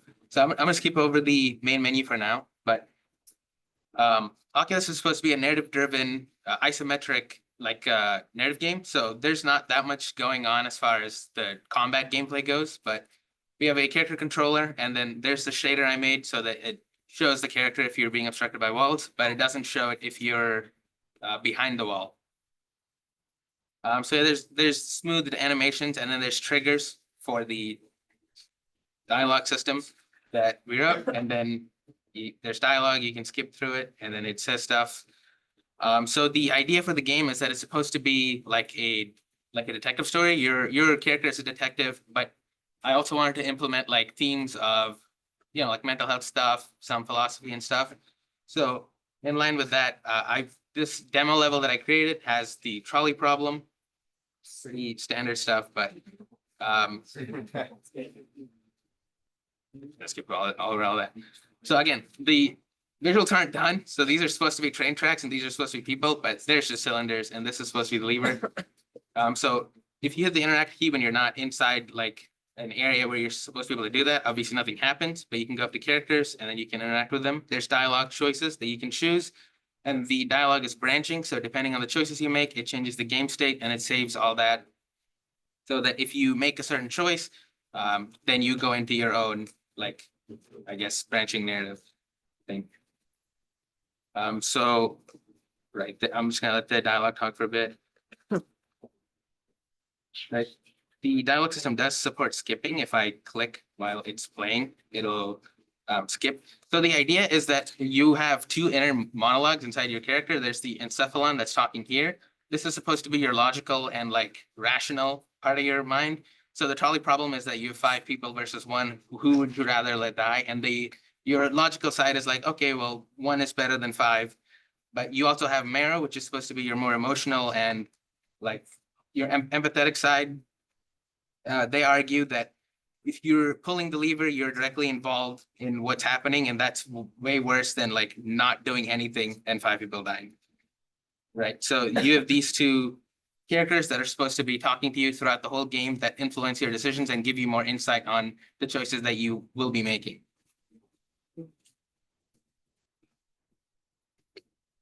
I put little twist on it so that you know, it's not a standard trolley problem, but the lever is stiff and you don't actually get to do anything. But the idea is if you have free will in it, because if you don't do anything, you'll never know that you couldn't have done anything. But if you try to do something, the lever won't move. Right. So this is one of our first choices here. I'll choose no for now. And then it'll transition to scene. So after every stage, you have a skill tree. You get to level up your skills. I will pick something that's not deception, because just to showcase that it matters. Someone's calling, right? So because we said that there's no free will, your logical side wins out and he does the dialogue here. But if you chose the other option, your mayor would be talking. So I'm going to save the game so I can showcase the branching narrative. This save system was made by John. There's a folder in the game file and it's scanning all the items and it's like taking off the extension and everything. But these are all the save files that I made while debugging it. For now, I'm just going to make one called showcase. And the game is saved and you can see, okay, that's not working, but just don't ignore that. All right, so another thing I should probably point out is that when you pause the game, it's pausing simulation of the entire scene. So you can see it's mid animation and it's not moving. And if I do any of the controls, nothing happens. Right. So this is a nice thing. Someone's calling you, right? You pick up the phone. And then since you're a detective, someone's calling you from the station because there's a case. Just to showcase the deception, I put in some random paperwork that you're supposed to have completed. You obviously didn't. So we didn't level up deception, so we don't have any points in deception right now. So if I try to lie, it'll say deception failed, and the character is going to know that you lied, right? And they're going to remember that. So if you try talking again, they're going to know that you lied, and that saves in the game state. So if I now, let's see if I can build this.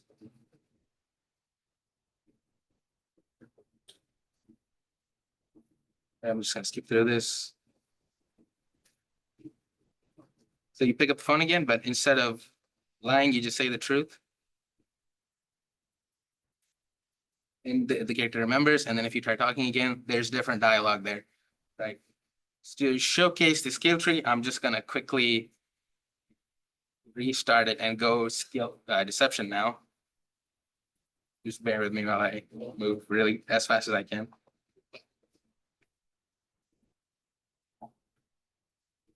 Oh, I should probably mention the trigger is one-time use. If I go back to the trigger, it's invisible, but it obviously doesn't work.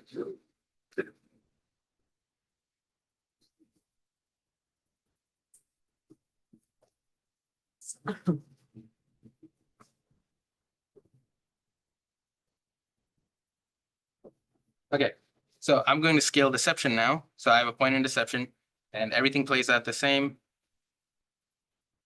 Right, but this time I go to pick up the phone. All right, that's not working, but I'll just ignore it for now.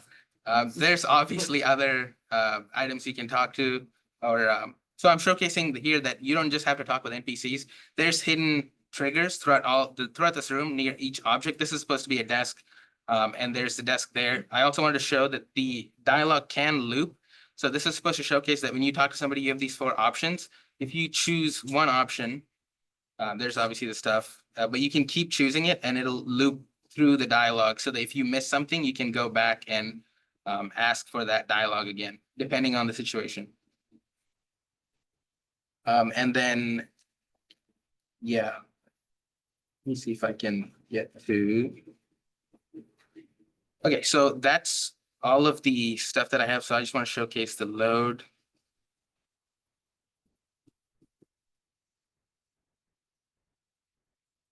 Right, so obviously I already showed the load, but the loading is working where when you're in game, you can scum save if you wanted to. But just to showcase that it is actually saving it to file. The zoom's in the way, I can't reach my. Okay, so I'm now starting the game from scratch. So like none of the state isn't saved, but if I go to the load, all the stuff's still here and I can choose the save I made. And if I load it, right, it's the. Let me just skip through this one more time. It still remembers all of your skill points. So if you remember, in this first one that I saved, I did not scale into deception. So if I try deception, it's going to fail. And it saves all those states. All right, I think that's everything I have to share so far. That also doesn't work, but just ignore that.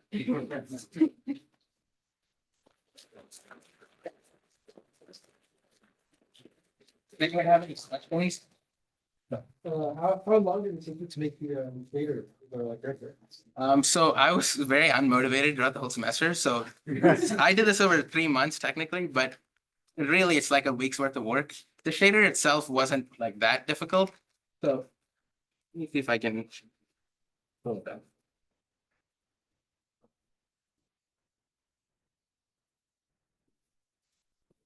Right. So if I go to a level.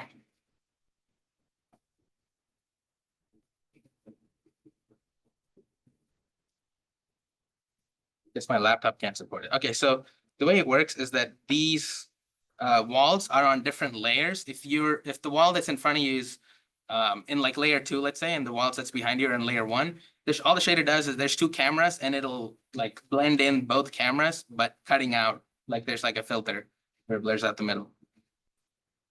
Any other questions? How difficult was it to implement the dialog boxes and options? The dialog boxes wasn't that hard. I'm using Dialog Manager, which is a plugin for Godot.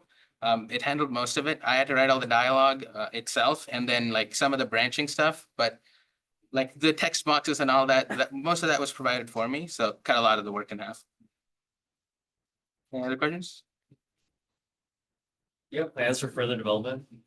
I graduate this semester, but I'm probably going to continue developing it by myself. I think John and I talked about continuing it potentially, but probably. Was like doing the save points? The save was actually the most work, I think, totally, because it's actually there's a lot going on. I can't really explain it very well, but it's saving all the variables and the game state into a file, and then the file is like in your app data directory, and you need permissions to open that. Not all the apps have permission to do that. And then John made this really cool extension that I can't go into because he made it, but it like did all that for me. So it's pretty much made it like a 2-line for me, but he had to do all this other stuff. And I think he was working on like Rust, which is that different, not the game, the programming language. He was making this extension in Rust, which is like super over engineered, but he really wanted to, so. It's crazy. Given that this is like the first time anyone has showed something that they made in Godot, how would you say was the learning experience for you? Godot is the only game engine I've used. I haven't really tried Unity or Unreal. But I really like Godot because everything's free and open source. There's no licensing or anything. It's super compact. The whole engine is like 300 megabytes, and you just put on a pen drive or something, and you can take it through all your devices. All the projects are very compressed, and I think it's fairly powerful. Godot still doesn't have a lot of traction in the 3D market, but there's a few games out there that are showing like you can make realistic looking games like something that you'd see in Unreal inside Godot with all their lightings and everything. Godot is also open source, so they're on the GitHub. There's like hundreds, thousands of people contributing every day. If you don't like something about the engine, you can just go change it. If you think there's bloat in the engine, you can take it out. You can recompile the engine. They give you the tools to do all that. Any other questions?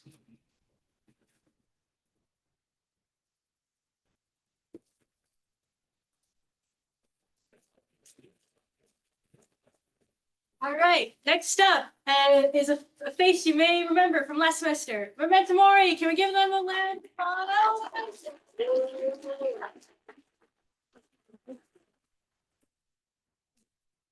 Please, thank you. Yes.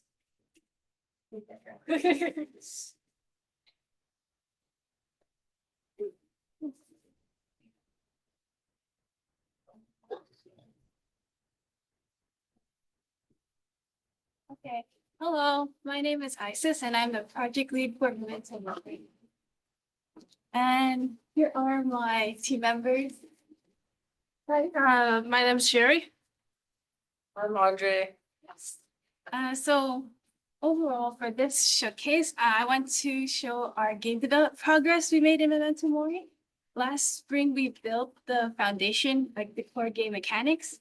And then this fall, we've like focused on like the artistic and gameplay aspects, including like new puzzles, art, and sound.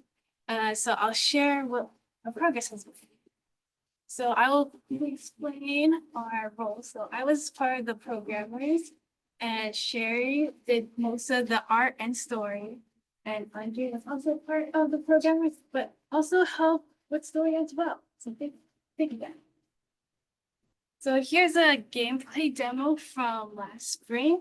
It's a top-down 2D pixel adventure game.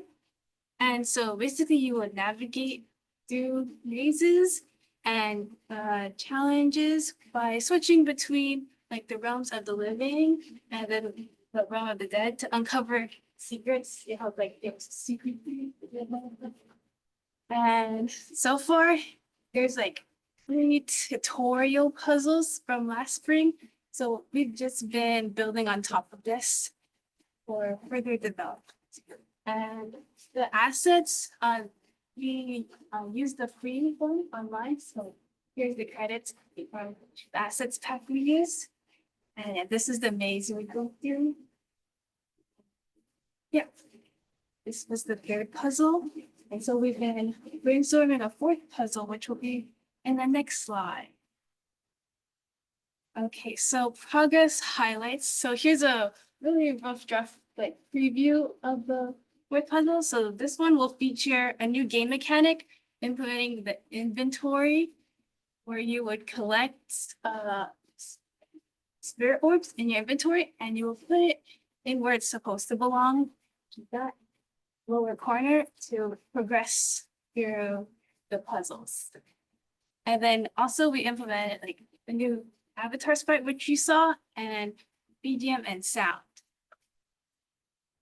And the behind the scenes, one challenge we had was it was kind of hard to balance big ideas with what we could actually make. You know, when you like make too many ideas and you don't know where to start. A good lesson I learned during this was writing like simpler code made it much easier to find and fix problems for the programmers. And something that surprised me was when we brainstormed all together, it gave us like great ideas for puzzles and stories and game mechanics. So here's some art, music, and world building. So I will play the music. Hopefully we can all hear it. The music designer is not here today.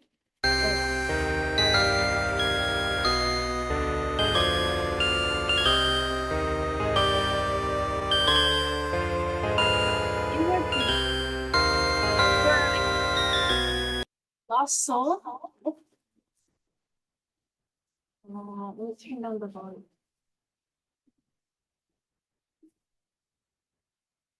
So in the game world preview, so you're a lost soul between life and death with no memory of your past, and you were chosen to become a Grim Reaper.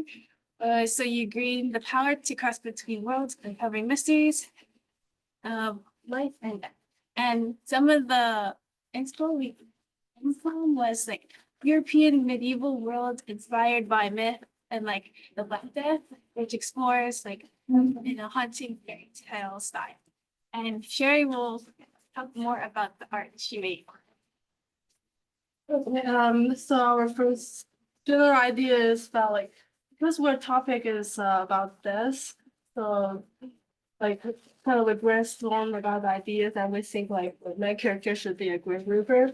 And I kind of just built everything, started on that idea.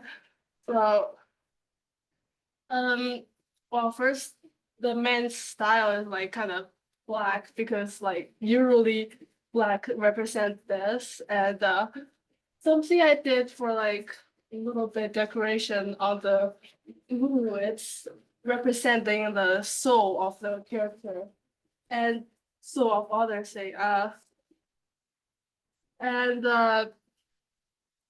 for the story, it's basically like this main character was once human before, and he's been chosen to become like a Grim Reaper, and he this whole story is how he like grows during like his tour.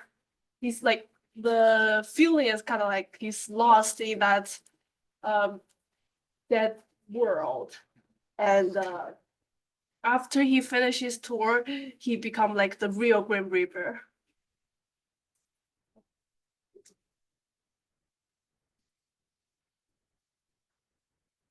Here's some more arts. Yeah, these are some more arts like I did kind of just pixel art style, and we kind of decide like the soul should have two colors, and one of them is like purple. Anyway, it's like well, so far we only have like the main character. I'm currently working on the animations for like technically not attacking because according to the sim, we think the main character should not kill. He should respect life. And so the attacking animation is actually just switching the world between like the death world and the real world. And the soul is like just the item to pick up when you are doing the puzzle.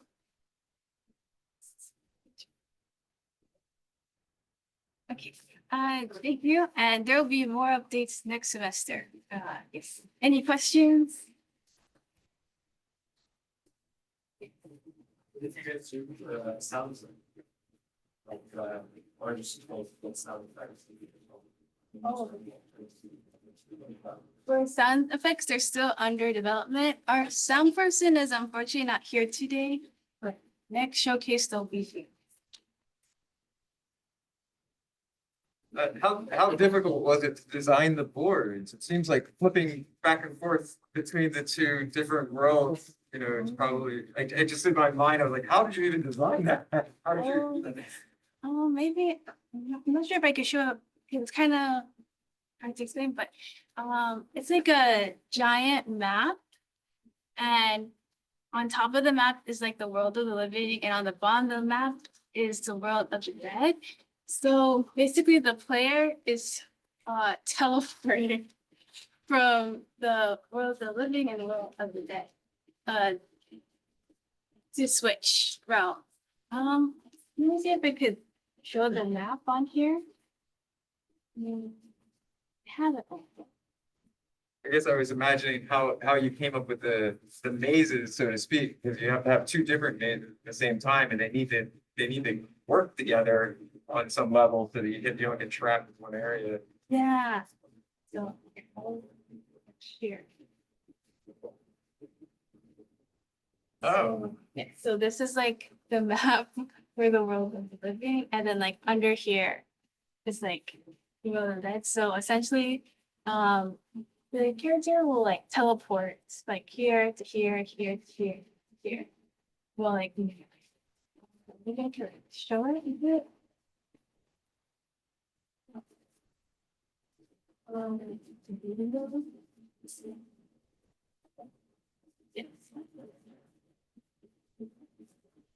Thanks. That pretty much answered my question. I was just curious how you actually designed it, but this is how. Yeah. Yeah, was this stuff on the right?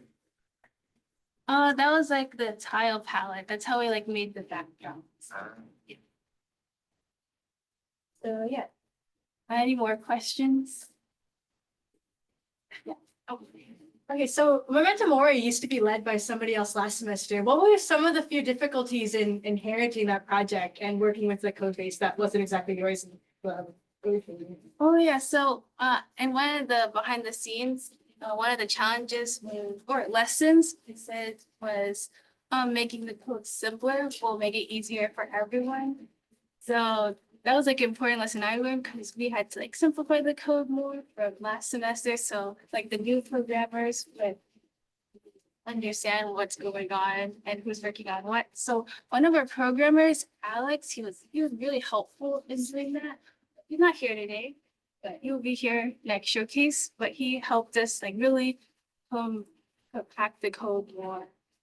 So we can all code together. So we can that was like one of the big challenges. Is that all?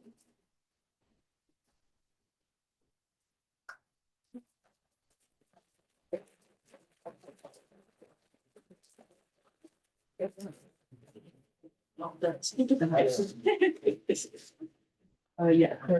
that over. Oh, yeah. All right. But last but not least, we actually have, instead of a game project, we have a game engine. Can we give them a last round of applause for the night?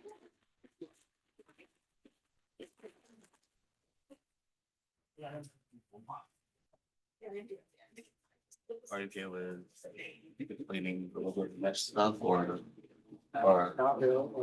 if you're uncomfortable with that? Yeah, I feel like Zach would much better at that. Yeah, no worries, no worries. I just want to ask, because you don't have to. No, yeah, you're fine. Yeah, you don't have to. Now you have to actually, you're explaining the whole thing. I'm a programmer, not a human. It's not on. Where it is turning on. Alright, yeah, no, that's what happened. Alright, I don't have a PowerPoint set up, so I'll just introduce my team. Hello everyone, my name is Aaron. The name of my engine currently, it will change. It's called Engine 3D, and we are building a game engine from scratch. And would any of my members want to introduce themselves? I'm Josh. I just joined the project this semester. I'm Zach. Well, this project did start this semester, but I started at the beginning. All right.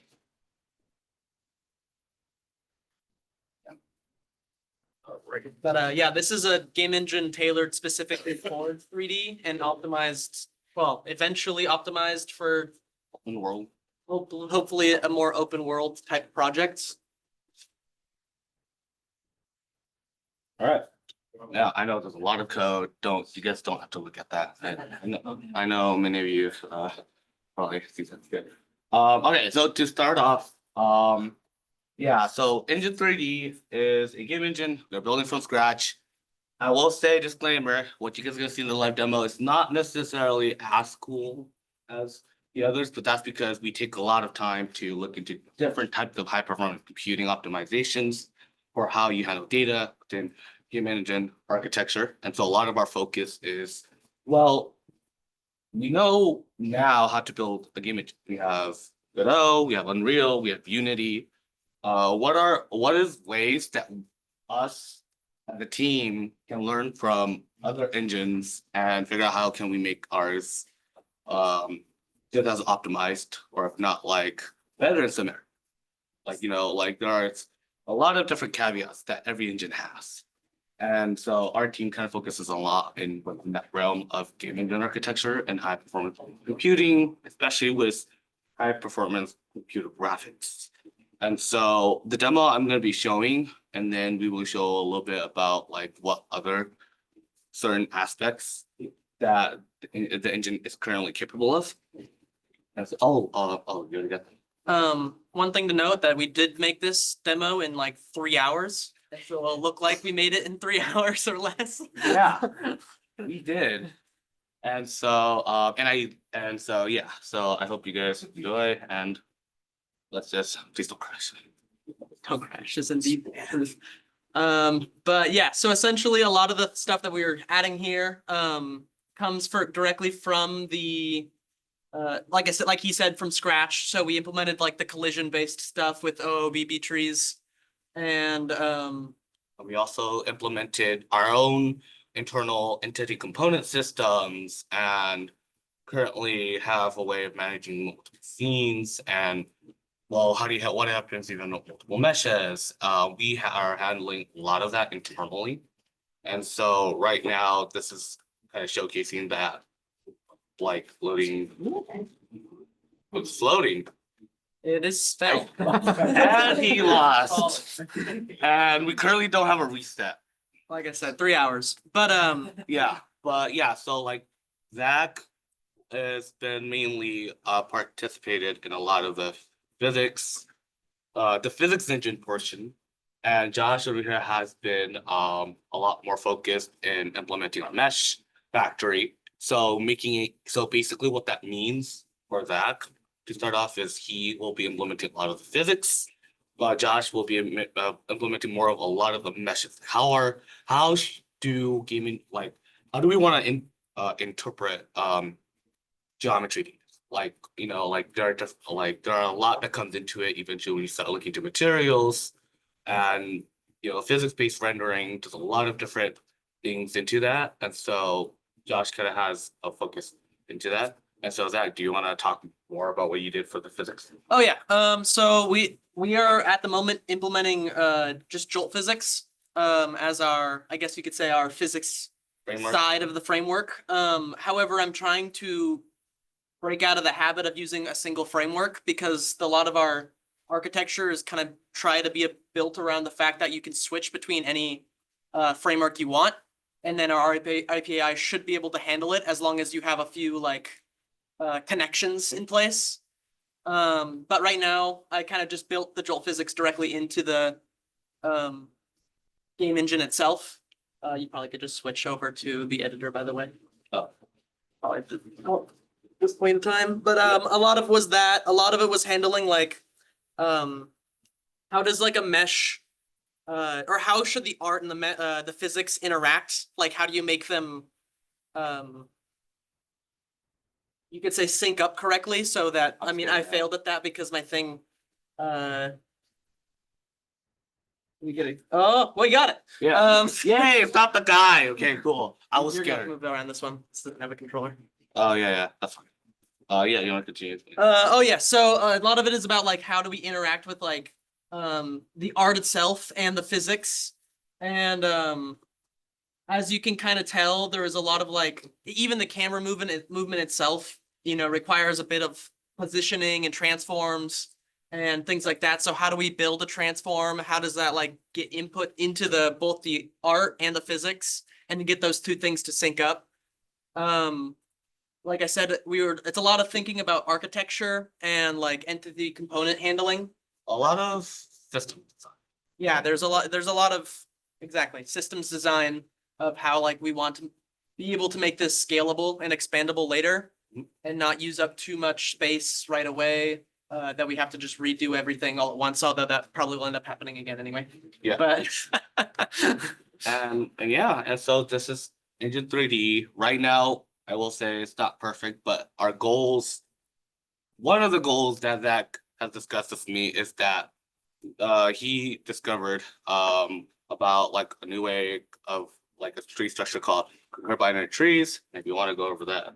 Oh, Like what the sure. We haven't implemented that yet. But I think one of the coolest parts about this game engine is the fact that we are able to implement things that are kind of coming out like this month. Like, you know, just things that you could say are novel, if you will. But concurrent binary trees is one of those things that I've been studying up on, and it's just essentially a new way of tessellating, using shaders to basically break up really large objects into really small objects. And I haven't fully implemented that yet, so it can't be fully showcased in this instance. But things like that is something I've kind of wanted to always try out. I heard someone talking about cascade radiance or radiance cascades.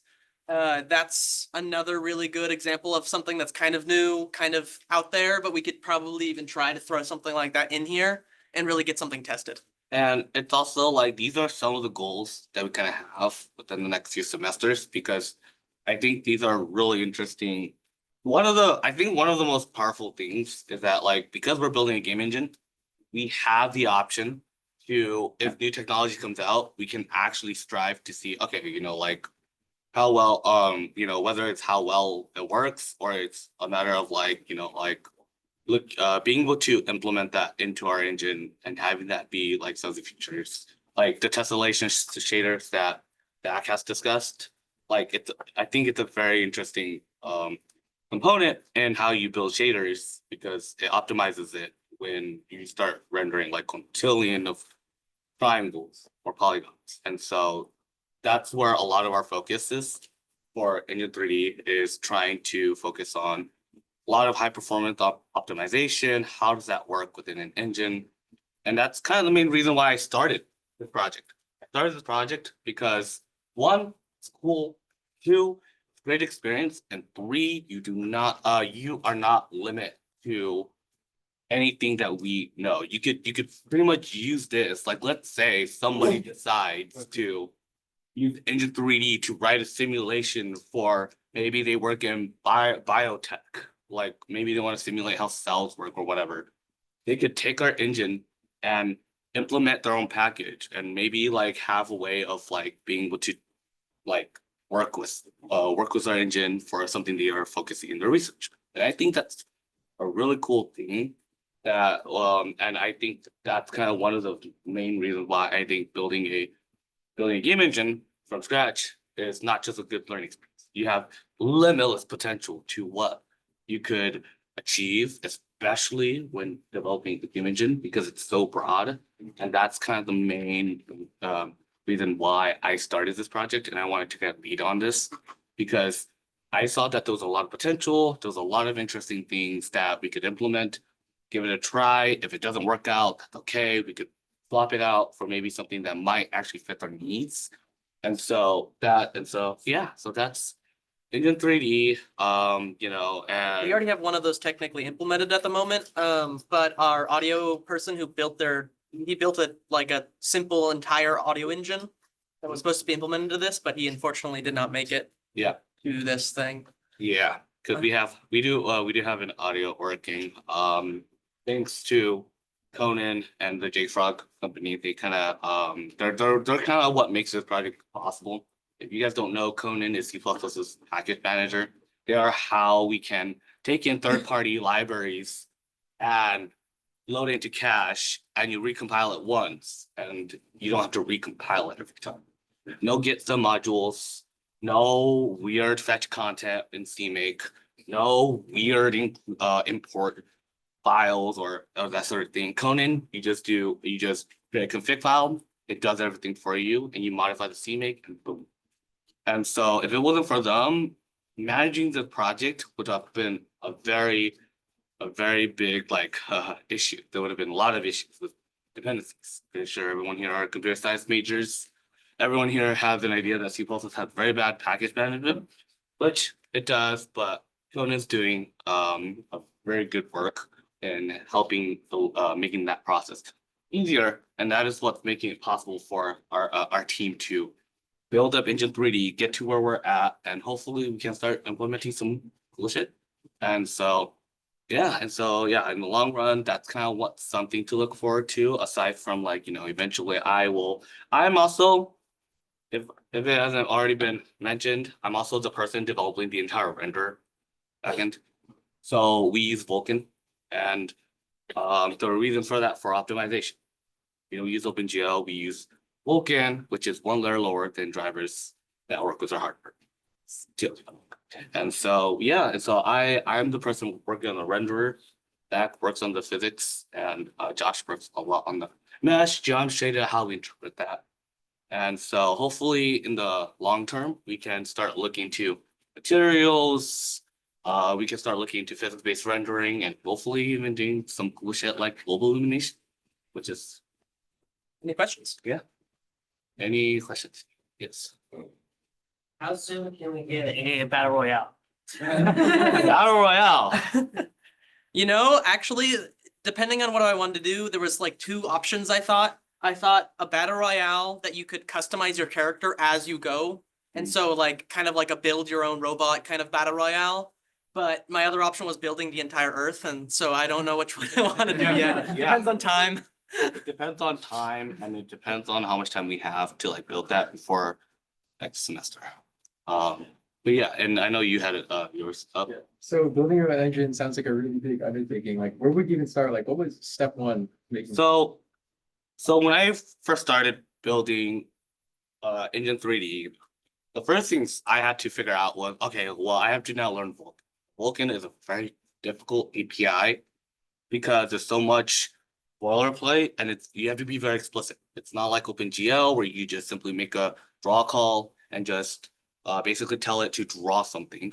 And so that was kind of the first starting point. And then after that, like I discussed with my entire team that the goal I wanted to go for was first step, let's try to get primitive rendering. Let's try getting a circle, a cylinder, a cube, and some other meshes, and maybe loading like 3D modules, models and lighting, right? Like once we can get that, then we can pretty much add in the physics and the ECS, and we could make a functional game, which is proof of what you guys are seeing. And that was kind of the first step because if you try one of the first discussions I had with my team was, we gotta start small, we gotta have these small milestones, because if you don't, your project will eat you up alive and you might not make it out. And so what I tried emphasizing was making these small milestones and trying to figure out how do we handle data. Like for example, entity component systems. If you guys have used an engine, you guys I'm pretty sure are familiar with some fundamental idea what an entity component system. And if for those who don't know what an entity component system is, basically an entity, and you can add different components which act as different attributes that can be applied to that scene object. Pretty much. You probably could showcase one of the test comps or something. The way we created the entity component system, I don't know, how many of you guys are familiar with Unity? Most of you, right? So I kind of took that into consideration when building this, and I made it, that's a complicated one. Okay. Okay. Go to like test app and just, yeah, do like the camera follow or whatever. Oh yeah. But essentially the way this works similar to the way you would think in Unity. I based it around that in that sense. Where you can kind of take this idea of you have this on integrate, which you could think of as like awake in Unity. It's basically meaning like when the component becomes a part of the game object, it does something. In this case, it does a few extra things. And then we have this idea of update, which probably, like I said, if you know Unity, you know what update does. You know what late update does then. It just comes right after update. And then we also have a physics update, which just is a faster form of update. But a lot of this allows us to do things similarly in the same aspect as the way Unity is handling their stuff. And we've taken a couple things from Godot and we've taken a couple things from Unreal Engine. Yeah. Just a few ideas, maybe not directly the code because a lot of those are closed source. But it's helped us build and shape maybe something that will make it easier, I guess, for people who are used to those kinds of engines to integrate themselves into this engine. As soon as we can. It was also very helpful because I think it was like a few months ago, we even got to talk with one of the creators of Godot. And so for someone like me who's leading my own team, building my own engine, who's the finding other people who've built their own engines and asking their thought process was really empowering. And so that was really nice. And special thanks to Michelle for inviting me to that event. It was really good. I was really happy to meet the creator. One. Yes. I am bad with names. So yes. But yes, he helped a lot. So to answer your question, yeah, we have to think of it in small parts. So like ECS, how scenes are built at the very fundamental level and how data should be handled. Because for example, ECS, the reason why it's complicated is because if you have a very complex, for those of you who worked in game engines, if you're dealing with materials and you're dealing with like a lot of physics or animations, there's a lot of ways you could shoot yourself in the foot and make cyclic dependencies because of different components might rely on each other. And so we had to take real consideration as part of the first step so that when the engine expands to when we start doing PBR and materials, that doesn't bite us in the foot. So that was kind of our first step. And now that we are slowly like getting up to like 0.01 to 0.02, now we're going to start looking toward materials and all that. But I hope that answers your question. Did I see another question in the back? Yeah. What was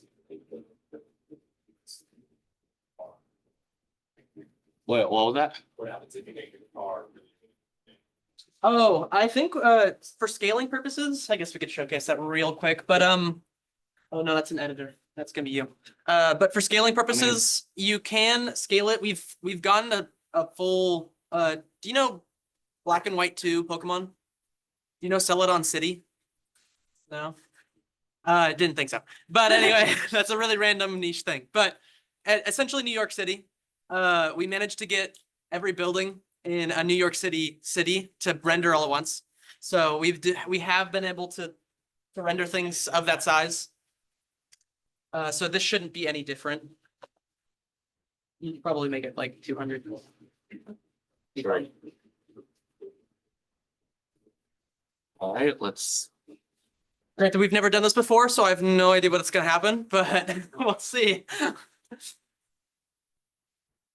Doing it live. Yeah, we're doing it live. So oh no, I had some cursor issue. Oh, I see. Okay. Well, yeah, we don't know what's gonna happen. That's right, right? Am I wrong? 200.0F.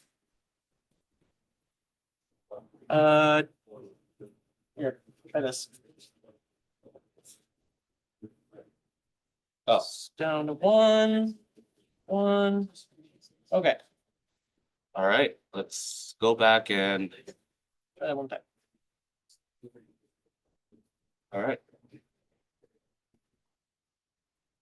That's probably fine. Yeah. All right, so we're gonna go to 200. There we go. And then, and let's take a look. Oh, and one thing about compiling, we don't have a button to run things yet. And so our compiling thing is literally just us typing in Conan build, which is essentially like we were talking about the package management. This essentially compiles all of the C++ and manages everything for us. Yeah, so if you know or heard of C++, one of the hardest things is package management. And if you can look, it's really fast because you know why? You don't have to compile your third-party libraries. You only need to do it once. And if it's the correct version and it works, you don't have to compile it again. It just looks for the target and boom. And it's really nice and trying to spread the word because not many people know about Conan.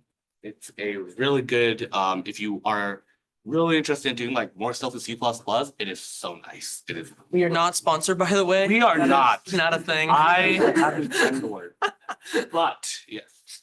You say it runs on top of CMake. So it's Yeah. sort of a macro CMake. I'm sorry. Can you repeat that again? So it's sort of like a macro CMake. No, it uses CMake as the build system.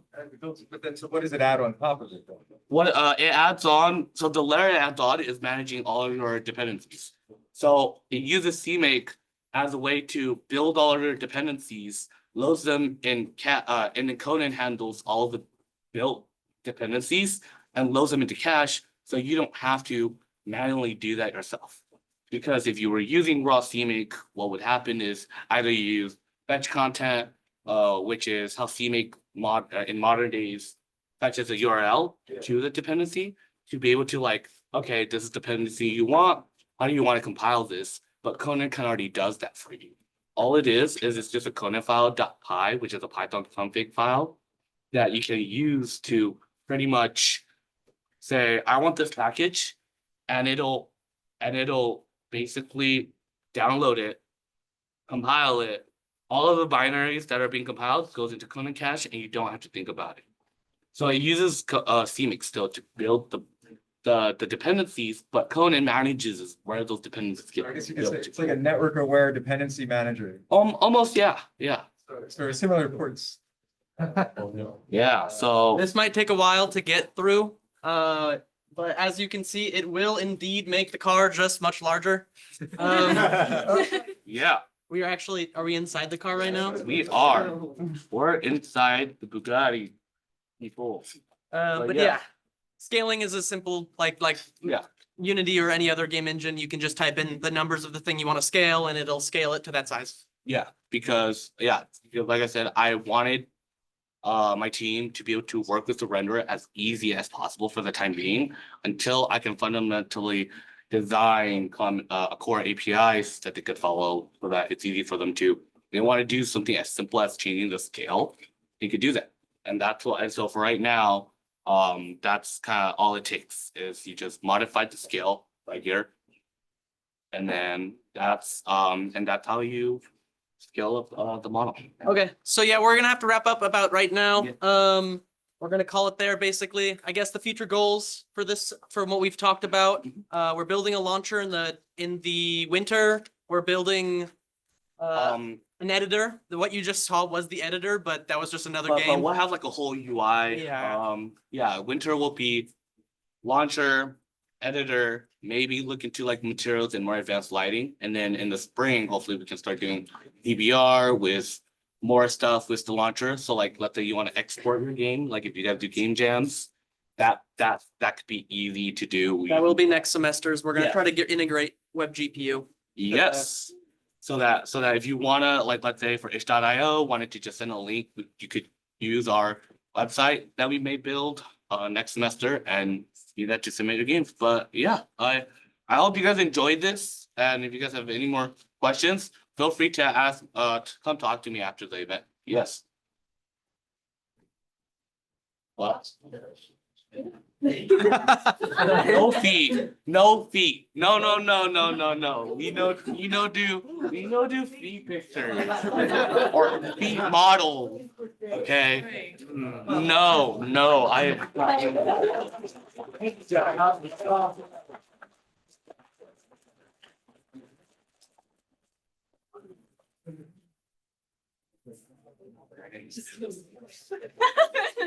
All right. So before we end the showcase, I have a couple of announcements to make. One big announcement is that the opposite applications are reopened and they're going to close December 20th, which is quite literally the Friday of finals week. So if you were still working on your application, you hadn't turned it in, turn it in. You never know, right? You never know. Last but not least, we will be continuing activities next semester. I'm sure, as you guys might have noticed, a couple of the groups that were very eager to consider expanding their project for the next semester. So if you're interested in game development, join our Discord. This is the QR code to the Discord.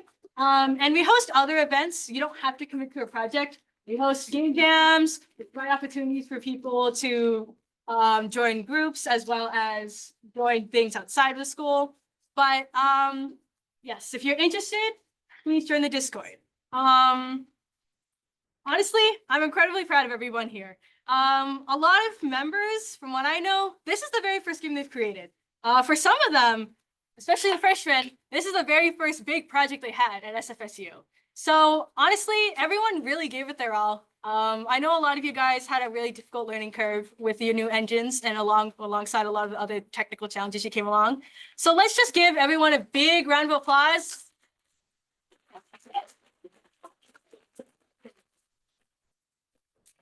There are a few people I'd like to specifically thank. I would like to thank our photographers, Odie, Sophia, and Jeremy for, of course, taking photos.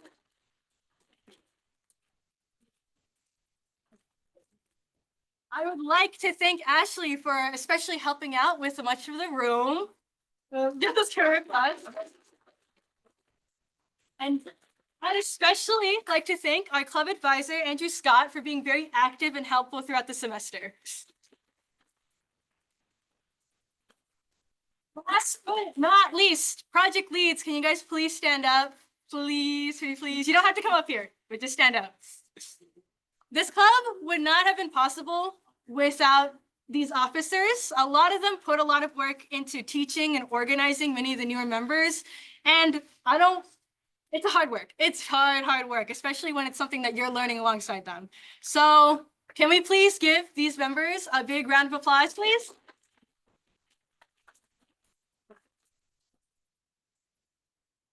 Of course, shout out to the audience for staying here on Dead Week. It's really late. So honestly, shout out to you guys. I really appreciate it. Last applause for everybody here.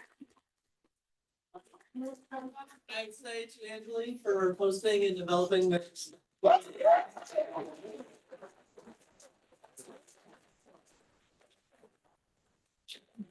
I hope you guys enjoyed the showcase, and I really hope that you guys consider pursuing game development as a career or even in just your free time. If you're interested in any of the games, feel free to just talk to any of the project leads or any of the members a part of it. And really just get to know them. Get to know what's going on, get to know what's up, etc. Just get to know. As a reminder, if you are in a project group, please group up with your team so you guys can get your pictures taken. For everybody else, this is the conclusion of this semester showcase. Good luck on your finals. Thank you everyone for joining, and goodbye and good night. Goodbye. Woohoo!